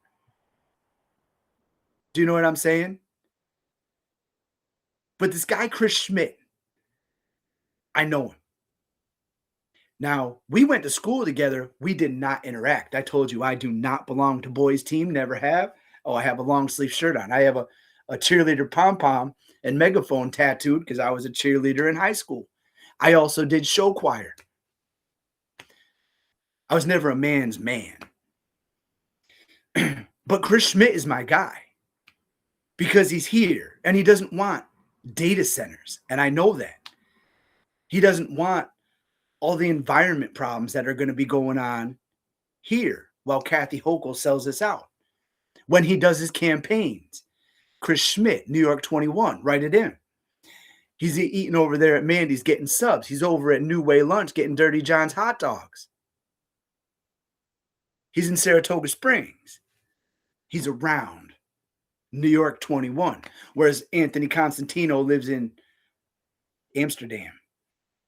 His money comes from lineage money. You know what I mean? He's a full Trump supporter so much that he's endorsed by Roger Stone and Donald Trump. Donald Trump gave him advice. Talk with your hands.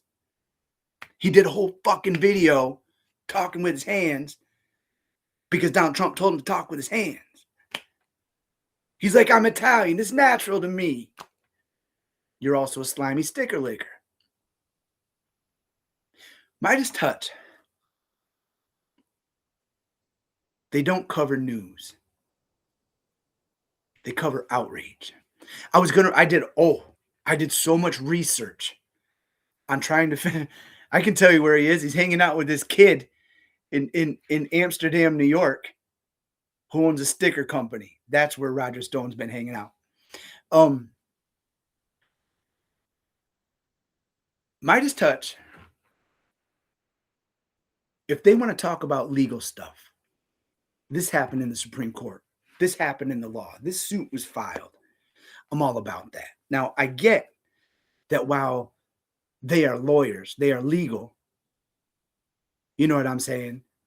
While they are lawyers, they're also citizens. So they watch content like I watch content. They can have their opinion. I get that. You know? But I mean, we aren't getting news. We're still trying to tune into news. Terry Moran. I'm trying to think. Something bugged me about Terry Moran, but I can't put my finger on it. Oh, my problem with Terry Moran is simply he spoke enough narrative that his perspective of now is very narrative driven. As soon as somebody starts calling, hold on, I got to get my shoes on. As soon as somebody starts calling Republicans, the party that you're selecting, Republican Party, opposition to Democrats, as soon as people start calling Republicans conservatives, I'm out. And I want to express a lot of love to Walter Rain, who is an amazing writer, has given me feedback, and I want to give nothing but appreciation. But I wrote a whole piece dedicated in my head to reading his stuff. And the whole thing is just say it, Republican, because there's no conservative party. We aren't in Britain, England, where there is an actual conservative party. You know? So I wrote this piece. Beep, beep. And it's short. I'll read it. Republican, man. Say Republican. Define conservative. To my fellow communicators, there's a word moving through American journalism and political commentary on autopilot, unchallenged, treated as neutral terminology. That word is conservative, deployed as an identifier for members and candidates of the Republican Party. The case that this habit is irresponsible does not require partisanship. It requires only that we apply to this word the same standard we claim to apply to everything else. Start with the word itself. Conservative enters English in the late 14th century from the Latin conservare, to keep intact, to guard, to preserve. Its entire etymology describes a function rather than identity. It answers one question: are you protecting the thing or are you not? That question has a factual answer, and the answer lives in voting records, deficit numbers, and the documented legislative history of the party. Conservative is not the registered party's name, and no vote has ever been cast under that designation. Republican is what appears on the ballot, on the filing, and on every roll call vote in the congressional record. There is no conservative party in the United States. The label was not earned through demonstrated behavior matching the word's definition. It was claimed at a specific convention in 1964 when Barry Goldwater wore a word that most politicians at the time considered a liability. Ronald Reagan completed the brand transfer across the following 2 decades, and an institutional press that adopted the party's chosen self-description as neutral reporting language, where it has traveled as received wisdom ever since. Some will note that the capital C conservative appears in official congressional naming, the Conservative Caucus, the Conservative Coalition, the broader identity umbrella in which various House caucuses operate. This isn't a counter-argument, but the same argument carried one layer deeper. The institutionalization of the label inside official congressional language is the completed version of the 1964 capture, moving from campaign rhetoric to press shorthand to official naming, with each step making the previous one harder to see. By the time that the label appears in a committee name, it reads as neutral descriptor rather than chosen branding, and the press treats it that way. Elapsed time and institutional repetition do not make a label accurate. They only widen the distance between what the word promises and what the legislative behavior delivers, and closing that distance is our job. When we write conservative lawmaker, we substitute an unverified adjective for a documented proper noun, and in financial, medical, or legal reporting, that substitution would be flagged on site. A subject's chosen self-description is not the operative fact. The legislative behavior is. The reader who sees conservative lawmaker receives a character sketch before encountering a single vote, a quiet assurance of prudence and restraint and institutional respect that the word has carried for 600 years, arriving ahead of any evidence that fits.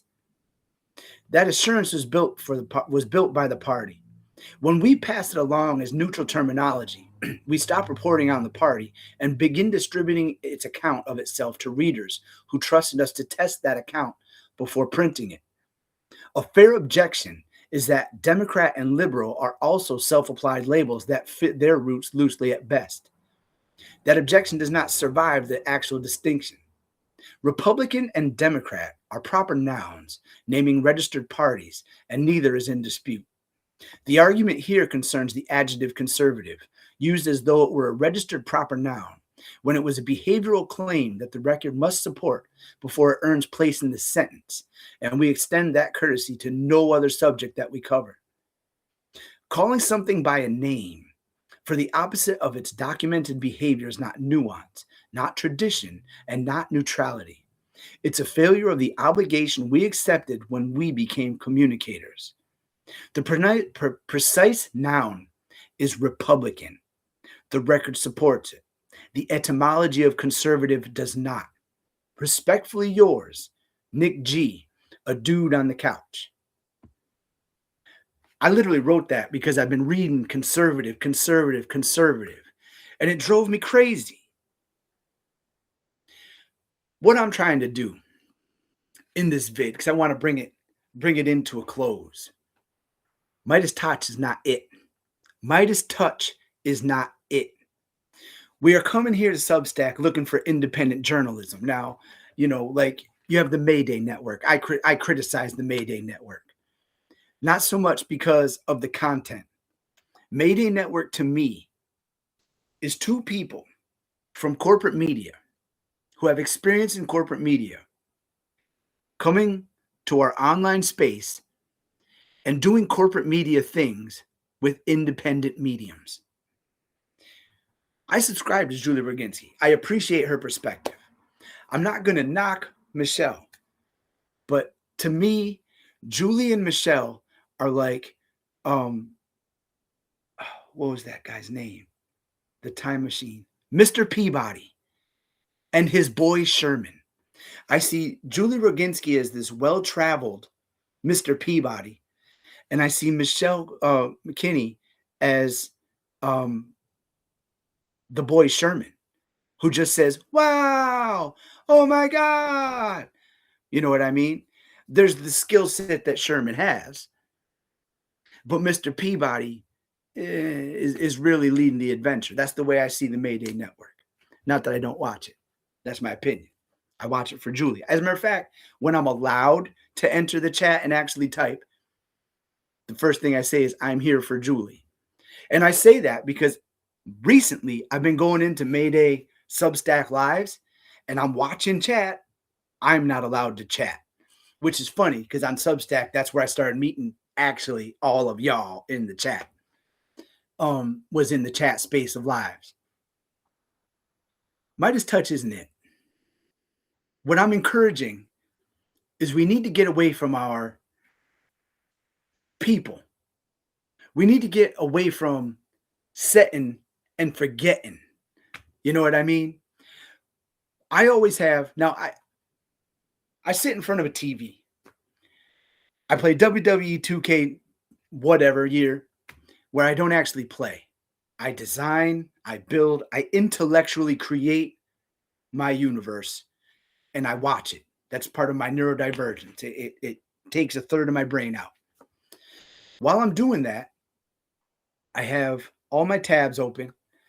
I have my YouTube tab, my Substack tab, my Facebook tab, my Instagram tab. Now, those are my 4 tabs. Through YouTube, I watch news of the day, but it's not always, here's what's breaking. When I first got this idea, I went on my YouTube and I looked up the top 2 news stations in every state. And so I follow 2 news stations from every state. So let me tell you, at 5 o'clock, when I'm trying to watch current events, I'm getting local news. I'm watching people who are excited about a new bike their kid got after their bike got stolen. I'm watching news about how they just opened a new deli, you know what I'm saying, in a spot. And I absolutely love it. Absolutely love it. But I'm not going to talk to y'all about a bike a kid got in Minnesota. You know what I mean? I'm talking about our source of information. I listen to people talk all the time, and I hear some real stupid shit. With that being said, if you look at language like fire, we cook with fire, we heat our bodies with fire. You know what I'm saying? We aren't afraid of fire until we're afraid of fire because we've learned how to use it. Do you know what I'm saying? We've learned how to use it. Um, are y'all talking about Julie Roginski? Listen, I'm trying to think of there was a day. She's highly privileged. No, no, let me say this. No. She comes from Russia. She was born in Russia, 1980, I think. She comes from Russia. Jews were highly persecuted still. She wasn't allowed, her grandparents, she lived with her grandparents. She wasn't allowed to leave Russia. This is what off my head, I'm not like looking it up. Her grandparents weren't, they were peaceniks or something nicks, rebel nicks. I'm a nick. Um, and she ended up coming to America when she was crazy young. So she's Eastern European. She's Jewish. You know what I'm saying? And she's in America and she has her life. What put her on my radar was um she was she had a sexual thing lawsuit um with a bunch of other people. Margaret Margaret Carlson.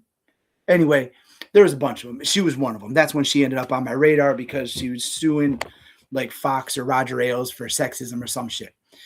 So she's like three. I wrote in another piece, kind of critiquing paywalls, um, which is funny because I subscribe so I don't have to get her paywall. But um, she is 3 degrees of separation of all the power in media for her whole career. 3 degrees. Now she lives in New York City. I think Michelle lives in New York City. Um, there was a day where somebody got killed, like cold blood killed. It was a Saturday on the street. On Saturdays, they have their kind of like fun, frilly shows where they talk about whatever. And they were talking about these ridiculously wealth driven things in New York, name dropping wealth driven names in New York. At the time that I watched this video, now that I think about it, at the end of the video, the thing happens. I don't recall what it was. Somebody got shot. And you see the gravity. So I wrote a piece about it. I don't remember if it was a note. I don't remember. I'm pretty quick to tag people by name. I don't fight me. You know what I'm saying? Fight me. Um, but I had Julie Roginski, Mayday Network, Kathy. Um, somebody had been shot. And so after listening to talk about all this extravagance, my piece, I name dropped them. And then the next episode they did, they were like, well, that's our Saturday show. That's our fun show. That's why we talk about, you know what I mean? But I blew off, listen to these extravagant white women when people are dead and they're bragging about how close they were, how proximitous they were, how much. I had an epiphany the other day. I think it was Katie Fang. Yes. Katie Fang, Meidas Touch Network, was interviewing Andrew Egger, the Bulwark, and they were going off about some DC gossip bullshit. That's when I had the epiphany. We are getting this small world of DC gossip, DC names, DC name brands. And when we have our spin-offs that go off to the state, they all relate back to DC. And that's my problem with Midas. Who are all the people in charge? The APAC people, the corporate people, the Zionists. the people that support Israel. And so, with them coming into our Substack independent space, they're bringing that with them. By Midas Touch doing their absolute spam of all fucking media all day. Now that I think about it, I wrote a piece using Wreck-It Ralph 2, Ralph Breaks the Internet, and I wrote a piece about this is how you campaign. And I thought I was so charming because my whole point was don't listen to Sarah Longwell, listen to Wreck-It Ralph. And it's a pretty smart piece. I'm smart like that. But back to Wreck-It Ralph 2. He's really trying to get his likes, shares, and subscribes. So he is showing up in every place trying to go viral. That is the constant state of Meidas. Hassan Piker, for example, goes viral because of his content. And with the Sarah Longwell Democrats and Third Way trying to hate on him, they Barbara Streisand him. And now people are cluing into his content. And yesterday, day before, because when I'm at work, I'm kind of in mode. I have 12-hour cycles and 2 hours of kind of retained time in between on my work days. So I get everything a little bit late. But Danielle Moody and Wajahat Ali had a candidate on their show. And that candidate had been on Hassan Piker's 2 and 3 times. Who is Wreck-It? Are we talking about Lev? No, I'm talking about Wreck-It Ralph, the movie. Part of my gimmick, I guess, is I'm processing out my life, my understanding. The more I read books that Greg Carr suggests, the more that I read Greg Carr content, read Daniel Favors, Karen Hunter. I kind of started, it's a cartoon. I kind of started, I can't even think. One something like the comedian Godfrey, and there's a football player, and they bring people who were born in whose families come from Africa. So they talk to these people about being raised by African parents and stuff like that. And it is just one of the freaking coolest shows because I'm listening, and like when I listen to people get nostalgic about living in a different state, I'm listening to these people talk about, Zambia, Nairobi, you know what I mean? And I'm like, this is awesome because that's what got me into rap music. I live in upstate New York. We listen to classic rock. There's trees. We drink beers. We smoke weed. You know what I mean? And then there's rap music. And I'm like, And I had no idea that there were places that weren't where I lived. And that changed me up. And now that I'm listening to actual African culture from African people, you know what I mean? It makes our space so much smaller. So when I'm listening to people like Meidas, who are in the same circle jerk as The Bulwark, who are in the same circle jerk as Crooked, who are in the same circle jerk as MS Now and CNN, and then you have Meidas, but you also have Legal AF. But Ben Meiselas shows up on Legal AF, and Legal AF shows up on the Meidas. What did we learn? We learn, as Ashley Sinclair said, they get on one signal chat, they communicate what they're doing for the day, and that's how your messaging gets spread around. What is the difference between a MAGA signal chat and what Meidas is doing with Crooked, Bulwark, MS Now, and CNN? And now they're bringing all of that to Substack, our independent space. Love him or hate him, Lev Parnas dishes. Love him or hate him, Hassan Piker dishes. Danielle Moody dishes. Wajahat Ali dishes. Ellie Leonard dishes. Zev Shalev is one of the most fascinating people to me because he was nobody to me. And then through the Wolf Pack, he became my expensive subscription. It is worth paying money. I would pay more just to have access to the greatest heist content that Zeb Shalev has. Oh my God, Zeb Shalev. He should be the flagship of Substack. He should be. Because that, while we talk about Ellie Leonard and her transcription, awesome. We talk about Kate Justice and her research, awesome. We talk about Daniel Moody and her perspective, awesome. We talk about Wajahat Ali and his perspective, which gives access. And I'm going to compare Wajahat to Roland Martin, where Roland Martin puts on black faces. Wajahat Ali puts on brown faces, puts on women's faces, puts on faces that are going to give a perspective. Like I say, I grew up in white America. Whiteness doesn't exist to me. It just doesn't. I grew up with a black friend. His name's Brad Blair. He has a white mom, black dad. Haven't talked to him in years, but that was the first black person I met. One. In all of my whiteness. And then a dude moved next door to me named Curtis Backus.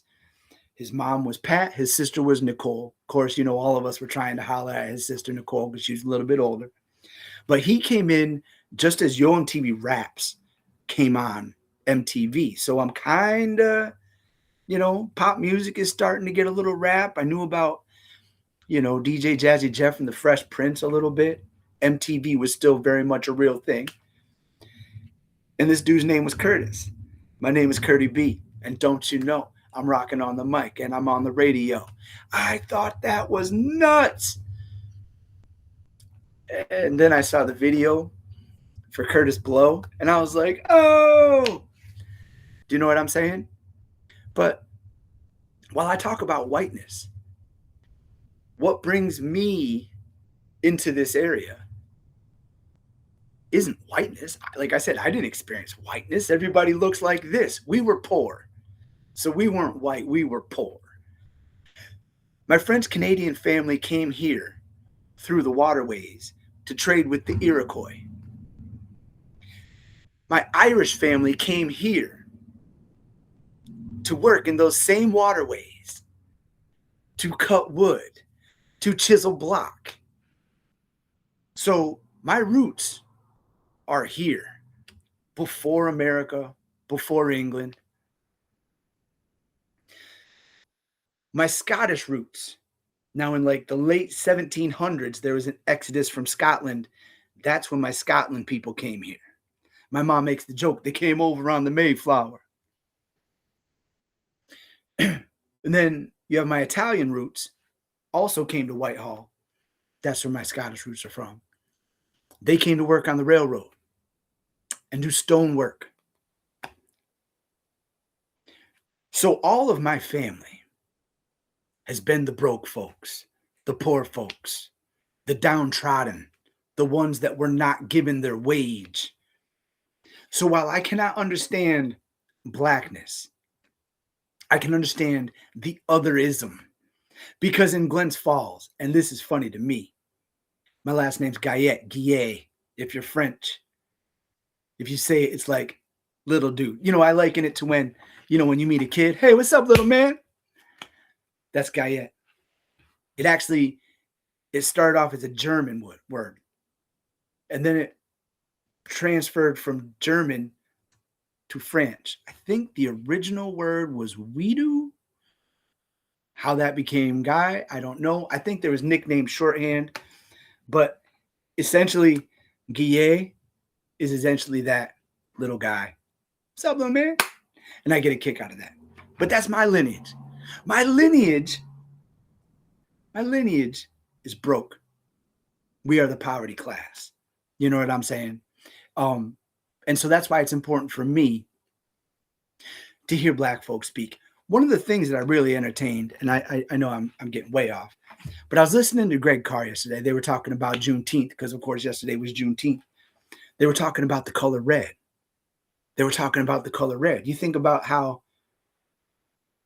um I don't actually play any instruments, but I myself, if I think about it because there's this joint triads. I want to learn how to play guitar. And when I go, the first thing they say, "Hey, what are you into?" And I'm gonna tell them all about ELO. I'm gonna tell them all about listening to Roy Clark Jr. back in the day. I'm gonna tell them all about all the folkies that I'm into.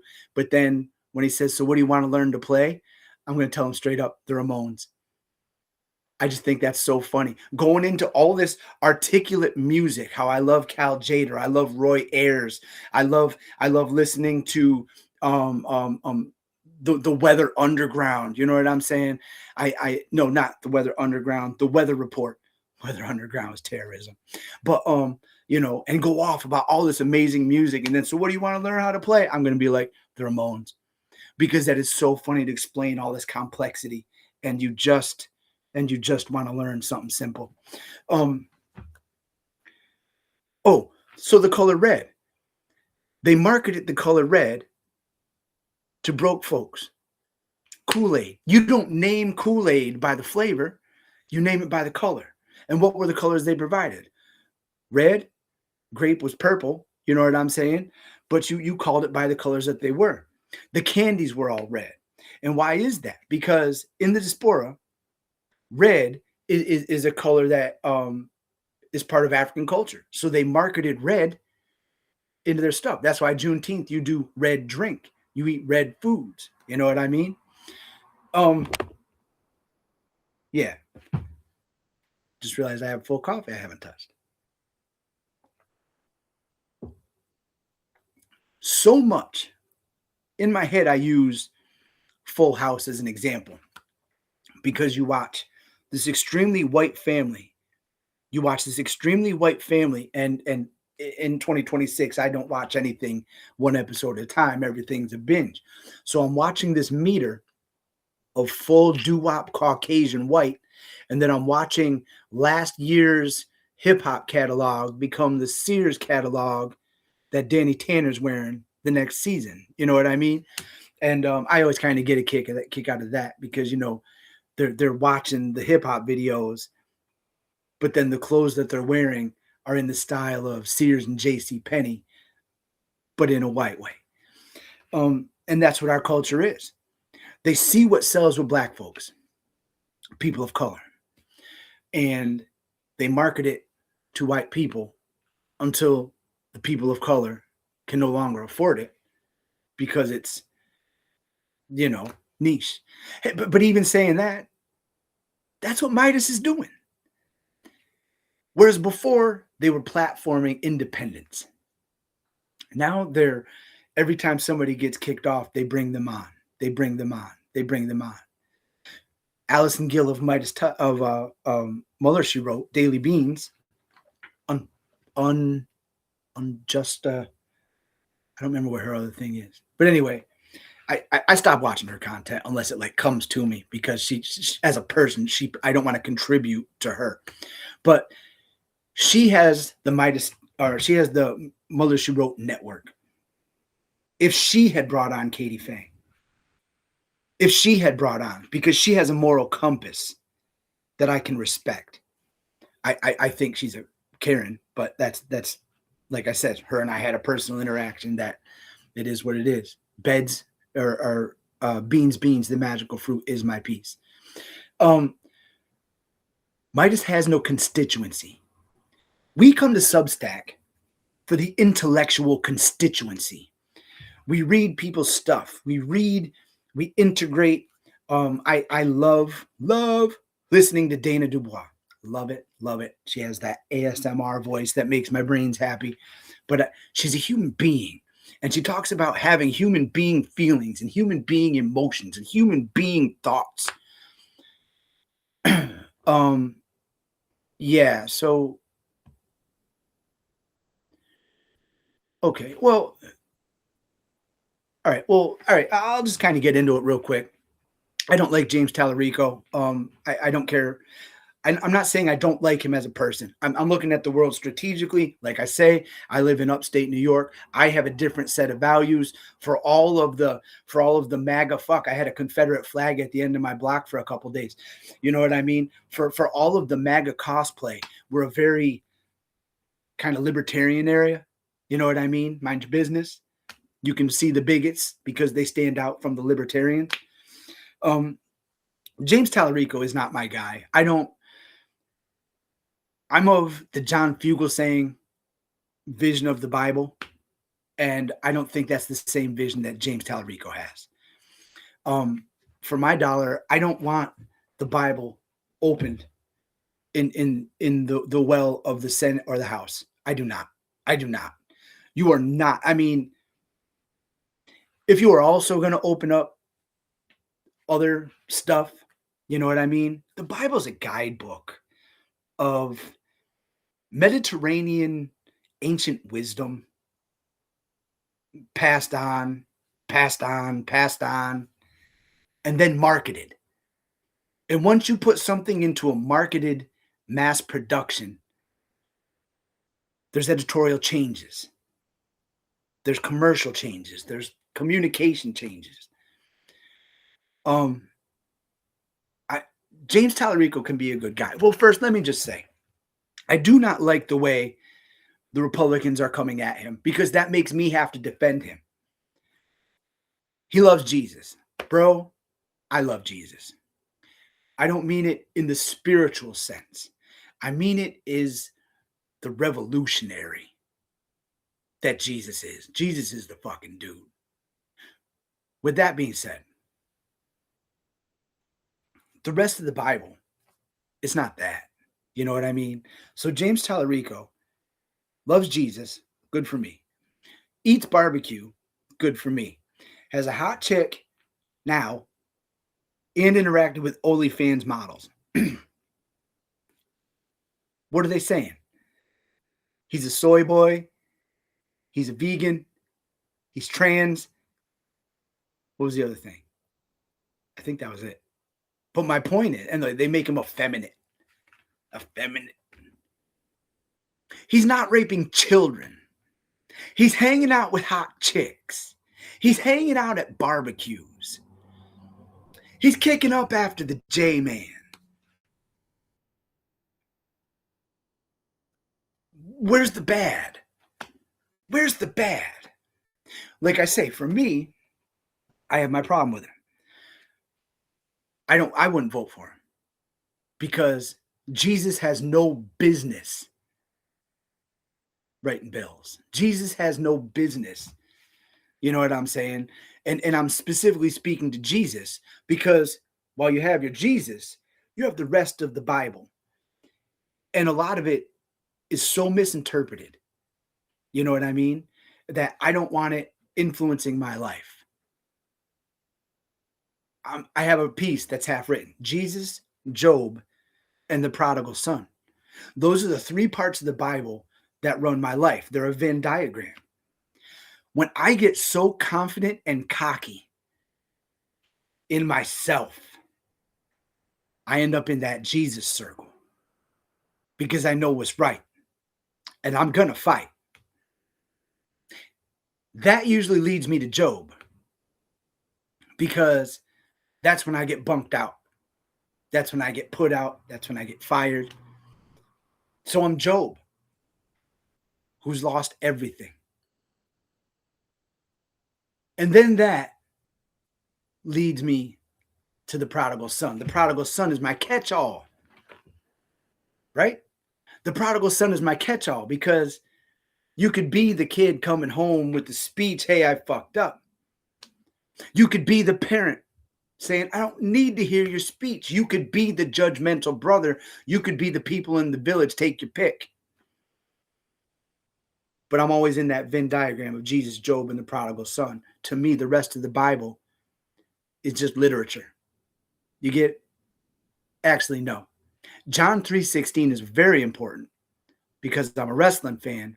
And had there never been John 3:16, and the gimmick where Jake the Snake was starting to rip out Bible verses, then the King of the Ring would have never happened, where Stone Cold Steve Austin says, and Stone Cold Steve Austin said, Stone Cold 316 says, I'm going to kick your ass.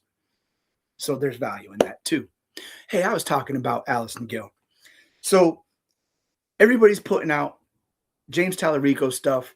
The Stephen Colbert thing happens where he couldn't be on the show. Oh no, he couldn't be on the show.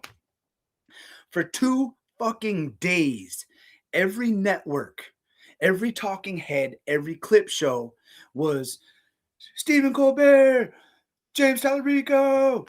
And then they, on YouTube, put the video. The video was seen by so many people. And then everything the next day.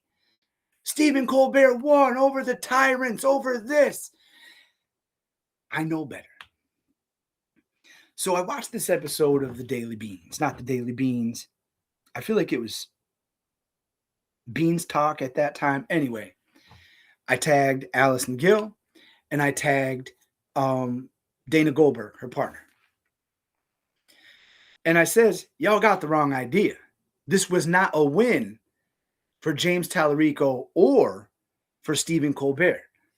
This was a win for money, because you have a white evangelical versus a black woman who speaks out against MAGA. Now, does the white evangelical speak out against MAGA? He's white. He reads Jesus. They don't need to talk about that. They can see she's black. So the day before voting starts, every newspaper, every media company covered James Tallarico fighting, being strong. So the YouTube joint happens and it's on. And so she makes a big video. Yay, everybody wins. Blue people are awesome, Democrats. And I was like, no, you missed it. The Republican Party, the Israel lobby, the corporate Dems led by Liz Smith and James Carville, they did this. This was a campaign. This was a promotion.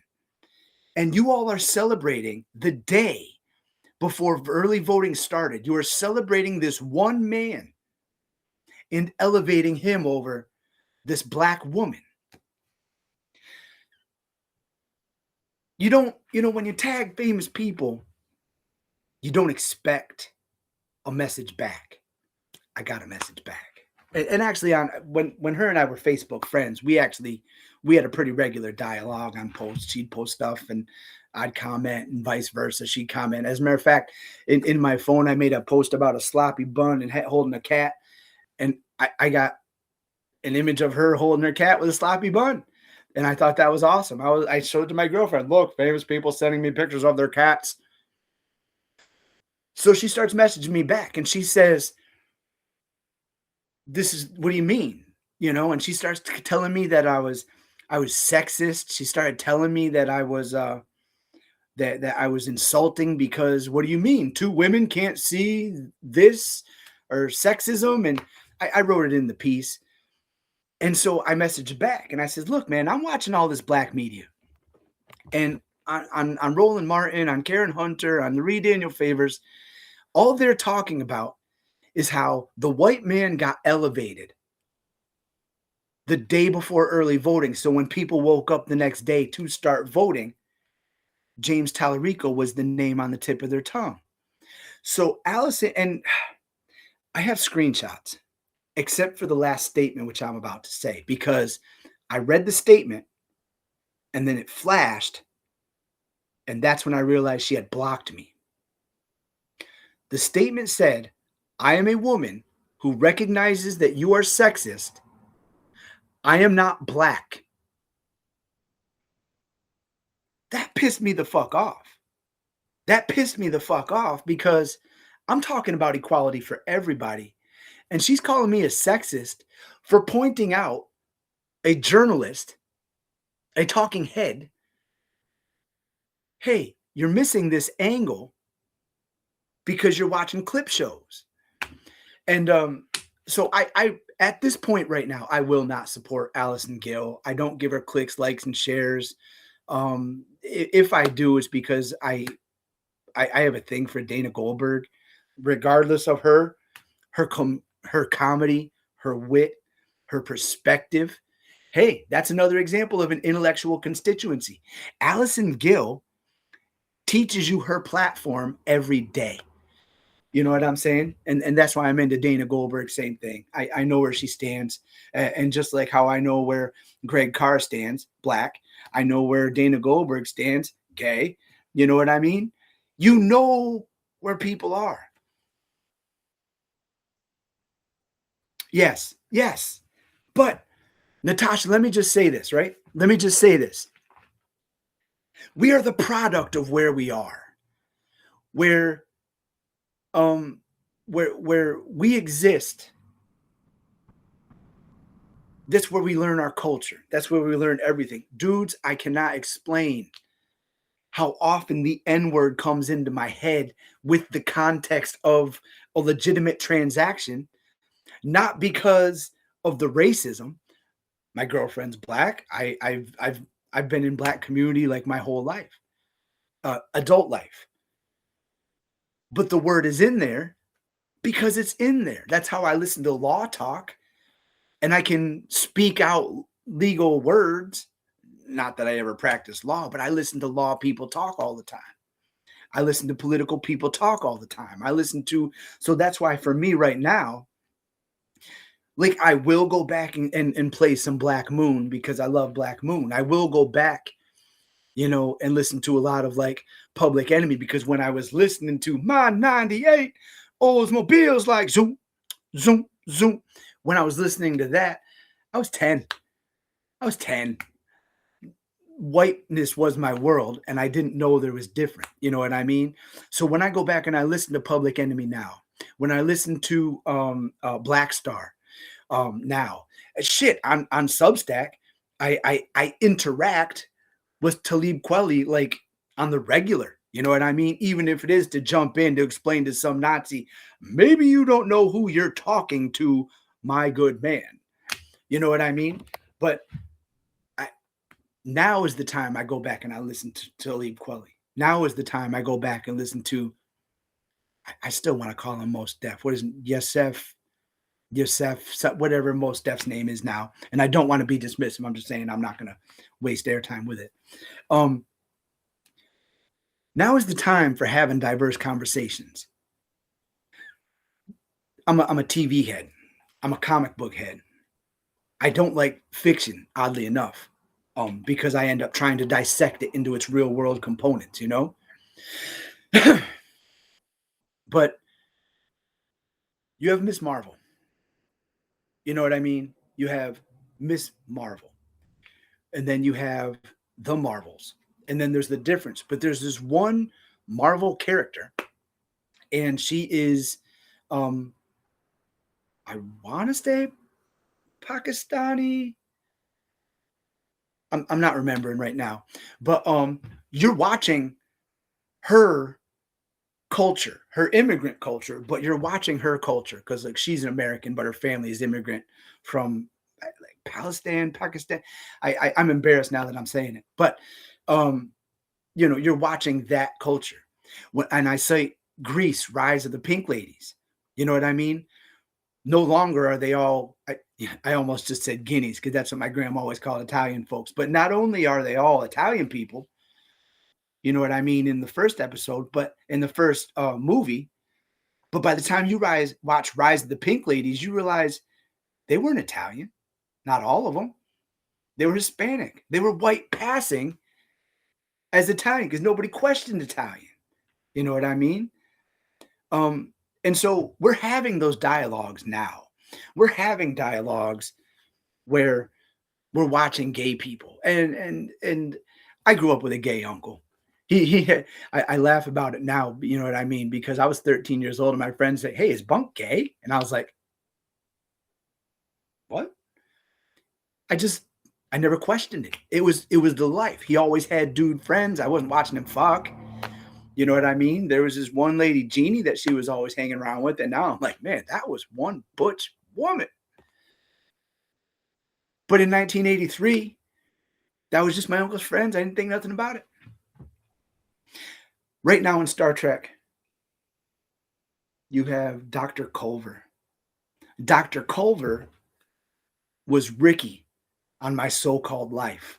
I have never seen him in a straight role. But Ricky has been a part of my life my entire adult life, no matter what role he was in. You know what I mean?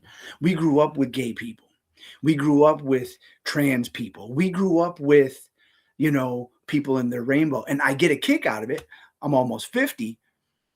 People sleep on the 90s, man. All of that, all of blackness was opened up to us. All of Asian culture was opened up to us. All Hispanic culture was opened up to us. And once it got commercialized, commodified, mass produced,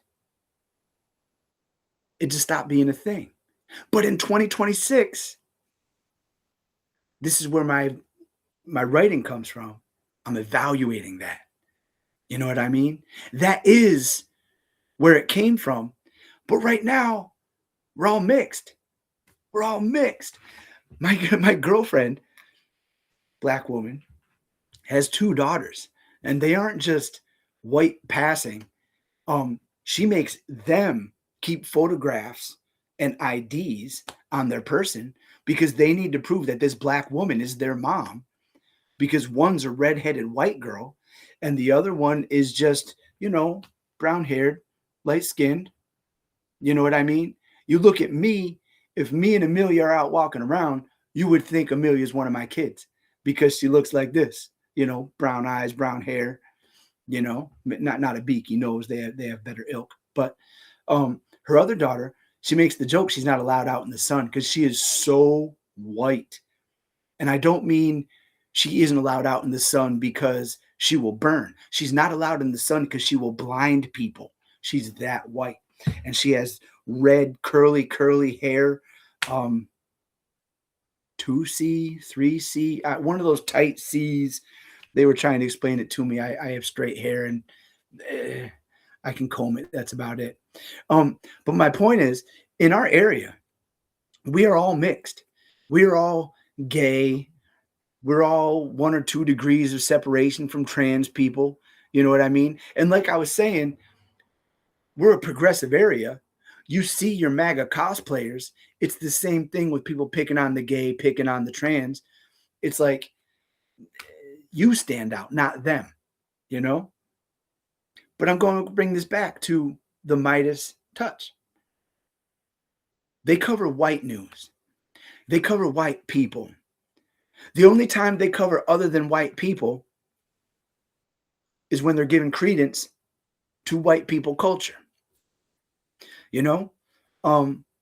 That's my big ish. Now, I understand they don't directly cover Israel because covering Israel, covering Gaza will get you flagged on YouTube. I can understand that.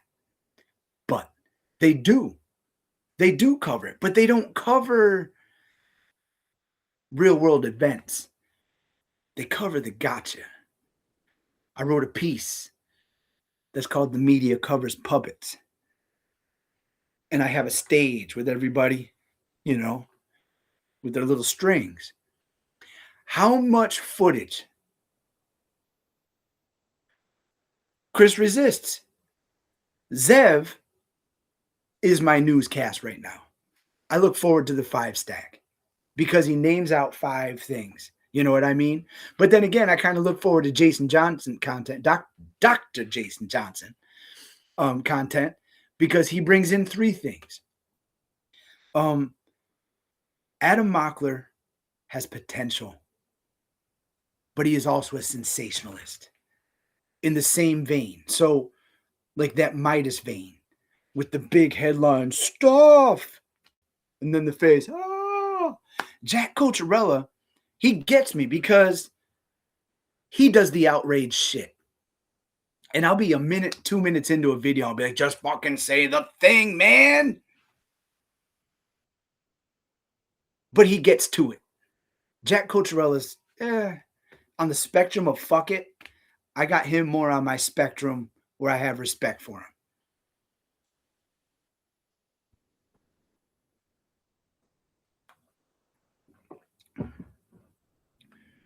My concern, and this is why I'm talking to my folks here, because I can write piece after piece, but you're not going to get the frick out of Nick in my writing because when I write, I'm smart and articulate. And when I talk, you're getting Sylvester Stallone kind of Goomba, you know? This is where the color is. My concern is that we're falling into the doldrums. The doldrums that had us watching the Sunday shows every Sunday. The doldrums that had us tuning into Nicole Wallace at 4 o'clock and sticking around until Stephanie Rule until midnight. You know what I'm saying? That is the doldrum. With Midas Touch putting out their content and then moving over here to Substack, they're starting to take away our thing. You know, I think about back in December, like I was saying, when Lev had an issue with Midas for putting Aaron on with Michael Cohen. And okay.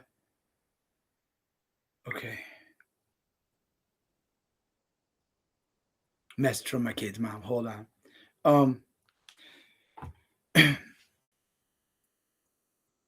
My concern is, so back to Lev. Lev was saying, if people are paying you $8 subscriptions to everything, talking to Midas, how can they subscribe to other stuff? Kathy, let me just say, Dean, I remember the first time I watched Dean, I was like, I'm out on Dean because he's kind of got that he's up my age and he's yeah, he's a little more dirty than I'm into. You know what I mean? Like filthy, he's uncouth. And I know he's got the couth in him. So my big issue is we're losing our independence. You know what I mean? We have people before Midas came to Substack. We have people that we were tuning into regularly. I loved being a part of the Wolfpack. I loved it. But of course, in my head, I'm a wrestling fan, so the Wolfpack will always be the NWO Red and Black. But that's neither here nor there. That was a community. When Midas comes in, it breaks up that community because you have to choose. You know what I'm saying? Are you watching, Julie Elder, Lisa, and Robes, you know what I mean, on the front porch? It's not bedtime. Or are you watching another sensationalized video as one of the Midas yaps? You know what I'm saying? Are you watching the Dana Dubois live, or are you watching just that one more interview with Popak and somebody completely incompatible? You know what I'm saying? We're losing our independence. We're losing our independence from a place where our independence isn't so independent because we're finding out the decisions that we've made in the last 2 decades, they weren't based on our decisions. They were based on being shoved. Hey, look what you did. You know what I mean? It's painful. So what have I been doing? I've been writing out against the Bulwark. I've been writing out against Midas. Do you know how much DMs I keep getting? Why don't you leave? We're all on the same team. We're trying to defeat Trump.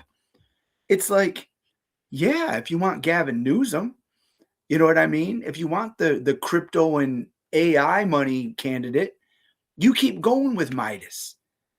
If you don't, you start watching independent. I mean, here I am, and I'm over here, pointing to Natasha. Why aren't you watching all of Natasha's content?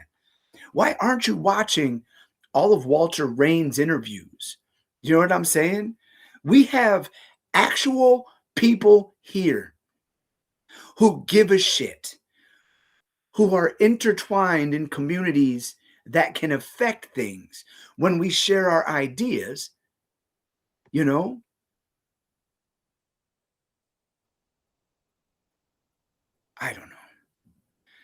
I had a thought, it left me, but in the end, I don't hate Midas touch. I watch Midas touch. You know, like I complained about Mayday. I watch Mayday. You know what I mean? I yo, Natasha, if I could set up a daily schedule, you would be on it, Walter would be on it, Marlon Weems would be on it, Ellie Leonard would be on it. That's actually one of the things that I've been entertaining in my head for a piece is how I would rebuild the Midas touch using their independent journalists in their flagship names, but getting rid of Ben and Popak and using just Midas contributors, actual independent journalism. Hey, that was kind of cool. They do fireworks here. Um, yeah, but we don't. Here, all right. Here's what I'm watching. Natasha, I get it. I get it. And you know what? I like everybody being their own voice. You know what I'm saying? Because once you start vibing with somebody, you start picking up that vibration. What I appreciate is here is Substack. Um what we need to do, we need to network a little bit more amongst each other. You know what I mean? I know the first person to reach out to me was Michelle Coa, and that was awesome. Like I still geek about it. I go back and watch the video, and that was actually the first video that I watched, and I was like, man, you need to be aware of when your mouth's hanging open, son. You know, but this is a community. This is what corporate media took away from us. This is what the 24-hour news cycle took away from us. This is what Sinclair buying up our broadcasting took away from us. Do you know what I'm saying? We have our means of each other. You think about, and I hear it in Sarah Longwell's voice when the first time that I said they don't want platform. We're just looking for vibes. I think about that all of the fucking time. The people who tell us the polling, the people who tell us what constituents are thinking when they do these groups, were trying to convince us that we don't care about a campaign platform. We just want to know who we could have a beer with. I don't drink. What do I want to do? Now, if I was to have a time with a candidate, I'd do it on my couch. I'd do it on my couch. I'd put on music and I'd just start rapping. You know what I'm saying? Asking people, you don't want to walk up and say, who do you vote for? What's your political party? My secret question to find out how somebody votes is to ask them what music they listen to. You'd be surprised. You'd be surprised how accurate it really is to ask somebody, hey man, what you listen to? If white people start telling me that they're into Jelly Roll, I know where they're at. Do you know what I'm saying? If people are like, yeah, I don't really listen to rap, that's okay. What are you into? When they start telling me what they're into, that's when I start deciphering. Because what I tell you, while I am an uneducated laborer, monkey, and I say monkey because human beings are still classified as great apes, I'm nobody. I am not bona fide. I am scrub number one. In fact, I'm the guy that TLC was singing about in the song No Scrubs, and I appreciate that. But I'm a dude who knows things, who picks things up, who shares those things with the people who are listening. You don't even got to stop and listen. If you're within earshot, let that rattle in your head. want to know what platforms we're looking at. I want to know, you know what I'm saying, where somebody stands on human rights. I don't care if you're a dog catcher. If you don't have an issue with Israel, I don't trust you. You know what I'm saying? If you are a Star of David and blazing Jew and will not speak out against Israel, then you are no different than what Israel is doing. Same thing with white people. Hello, Caucasoid here. I spend more time articulating to people why whiteness should not exist, why it does not exist. You know what I'm saying? I spend more time explaining to white people that Abraham Lincoln didn't free any slaves. You know what I'm saying? He freed no enslaved people because the people in the South were not part of America. They were their own part. So the Emancipation Proclamation freed the enslaved people, right? New Jersey still had slaves. What the Emancipation Proclamation did, it freed the slaves in the South, you know, the ones who are not part of our country. So, why is he a great man? Why is he a great man? Do you understand what I'm saying? Did it freeze? Am I frozen? Am I frozen? I feel frozen. Anyway, I just realized I've been talking for 2.5 hours. I didn't mean to. I literally wanted to do a 10-minute joint. Um, Jelly Roll. Actually, Jelly Roll is performing up here, and it's funny watching everybody geek out over Jelly Roll because I'm a wrestling fan, and I know from watching him on wrestling, you know what I mean. He's a good kid. As a matter of fact, all that weight he lost was because he was down in Orlando in the WWE um, development.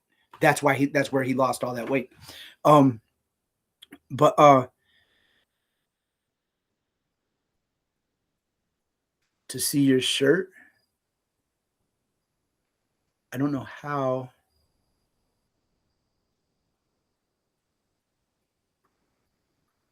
Holy shit! I just found the ban from commenting button. Now I know what I was telling. I didn't know it was there, so that just kind of shocked me. I know what I was telling you. When I go on to Mayday chats, only Mayday chat, I cannot comment. So between Julie and Michelle, one of those two women blocks me from chatting. That just blew my mind. I didn't know that was there. That might have just changed my opinion a bit.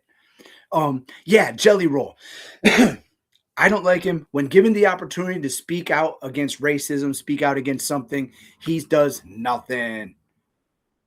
Yeah, he's a Magdalene dude. So when I'm talking to white people and they're trying to show that they're into kind of like, you know, rap, because that's how he made his break. He made his break doing black people music, and then once he got famous, he went back to doing white performance. That was Jelly Roll, and now he's into the white performance thing. Natasha, yes, she does have open chats. And like I say, I subscribe to Julie Roginski specifically so I can chat. As a matter of fact, I subscribe to V Spehar for the same reason, specifically so I can chat. So when I'm paying money to be in a chat with one of the two people on the Mayday Network, one of those two people blocks me from chatting.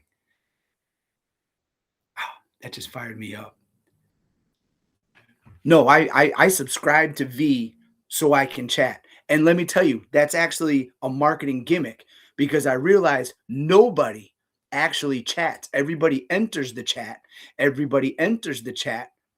So if nobody can chat and I can chat, they can only read me.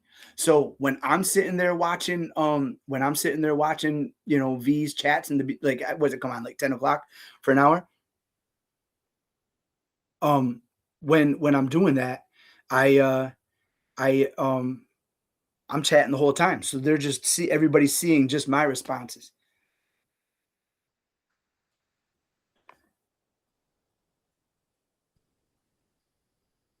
Um I don't know. Oh, hey, I was trying to get off here. Um 2 hours, 30 minutes is an awful long time for me to be talking. Midas Touch is starting to, it's starting to be the new kid in the corporate playground. Midas Touch is picking up corporate. Midas Touch is picking up legacy. Midas Touch is picking up privilege. Midas Touch is picking up money. Midas Touch is picking up AI. Midas Touch is picking up crypto. Midas Touch is picking up all of the corporate name brands. They do in video ad reads. I support Oracle and so should you, while telling you that the Ellisons are bad. You know, and even jump into that, Michael Popak worked for Cantor Fitzgerald during the Lutnick era, during the era that he was starting to integrate with that Lutnick was integrating with Jeffrey Epstein. And the fact that he covers Cantor Fitzgerald stuff, he covers Howard Lutnick, he covers Epstein survivors, he covers Epstein, and every episode he should say, full disclosure, this is Michael Popak. My name is Michael Popak. I work for Cantor Fitzgerald from this time to this time. I have no affiliation with anything that I'm about to talk about. Every fucking time Michael Popak comes on and there is somebody Epstein related or there is something Tether related, Lutnick related, he should have to give that disclaimer. That's me. I'm not a legal guy. I'm a guy on a couch. Hey, I got to go and do a thing. And here's what I'm going to tell you. If you are going to believe in someone, why not believe in me?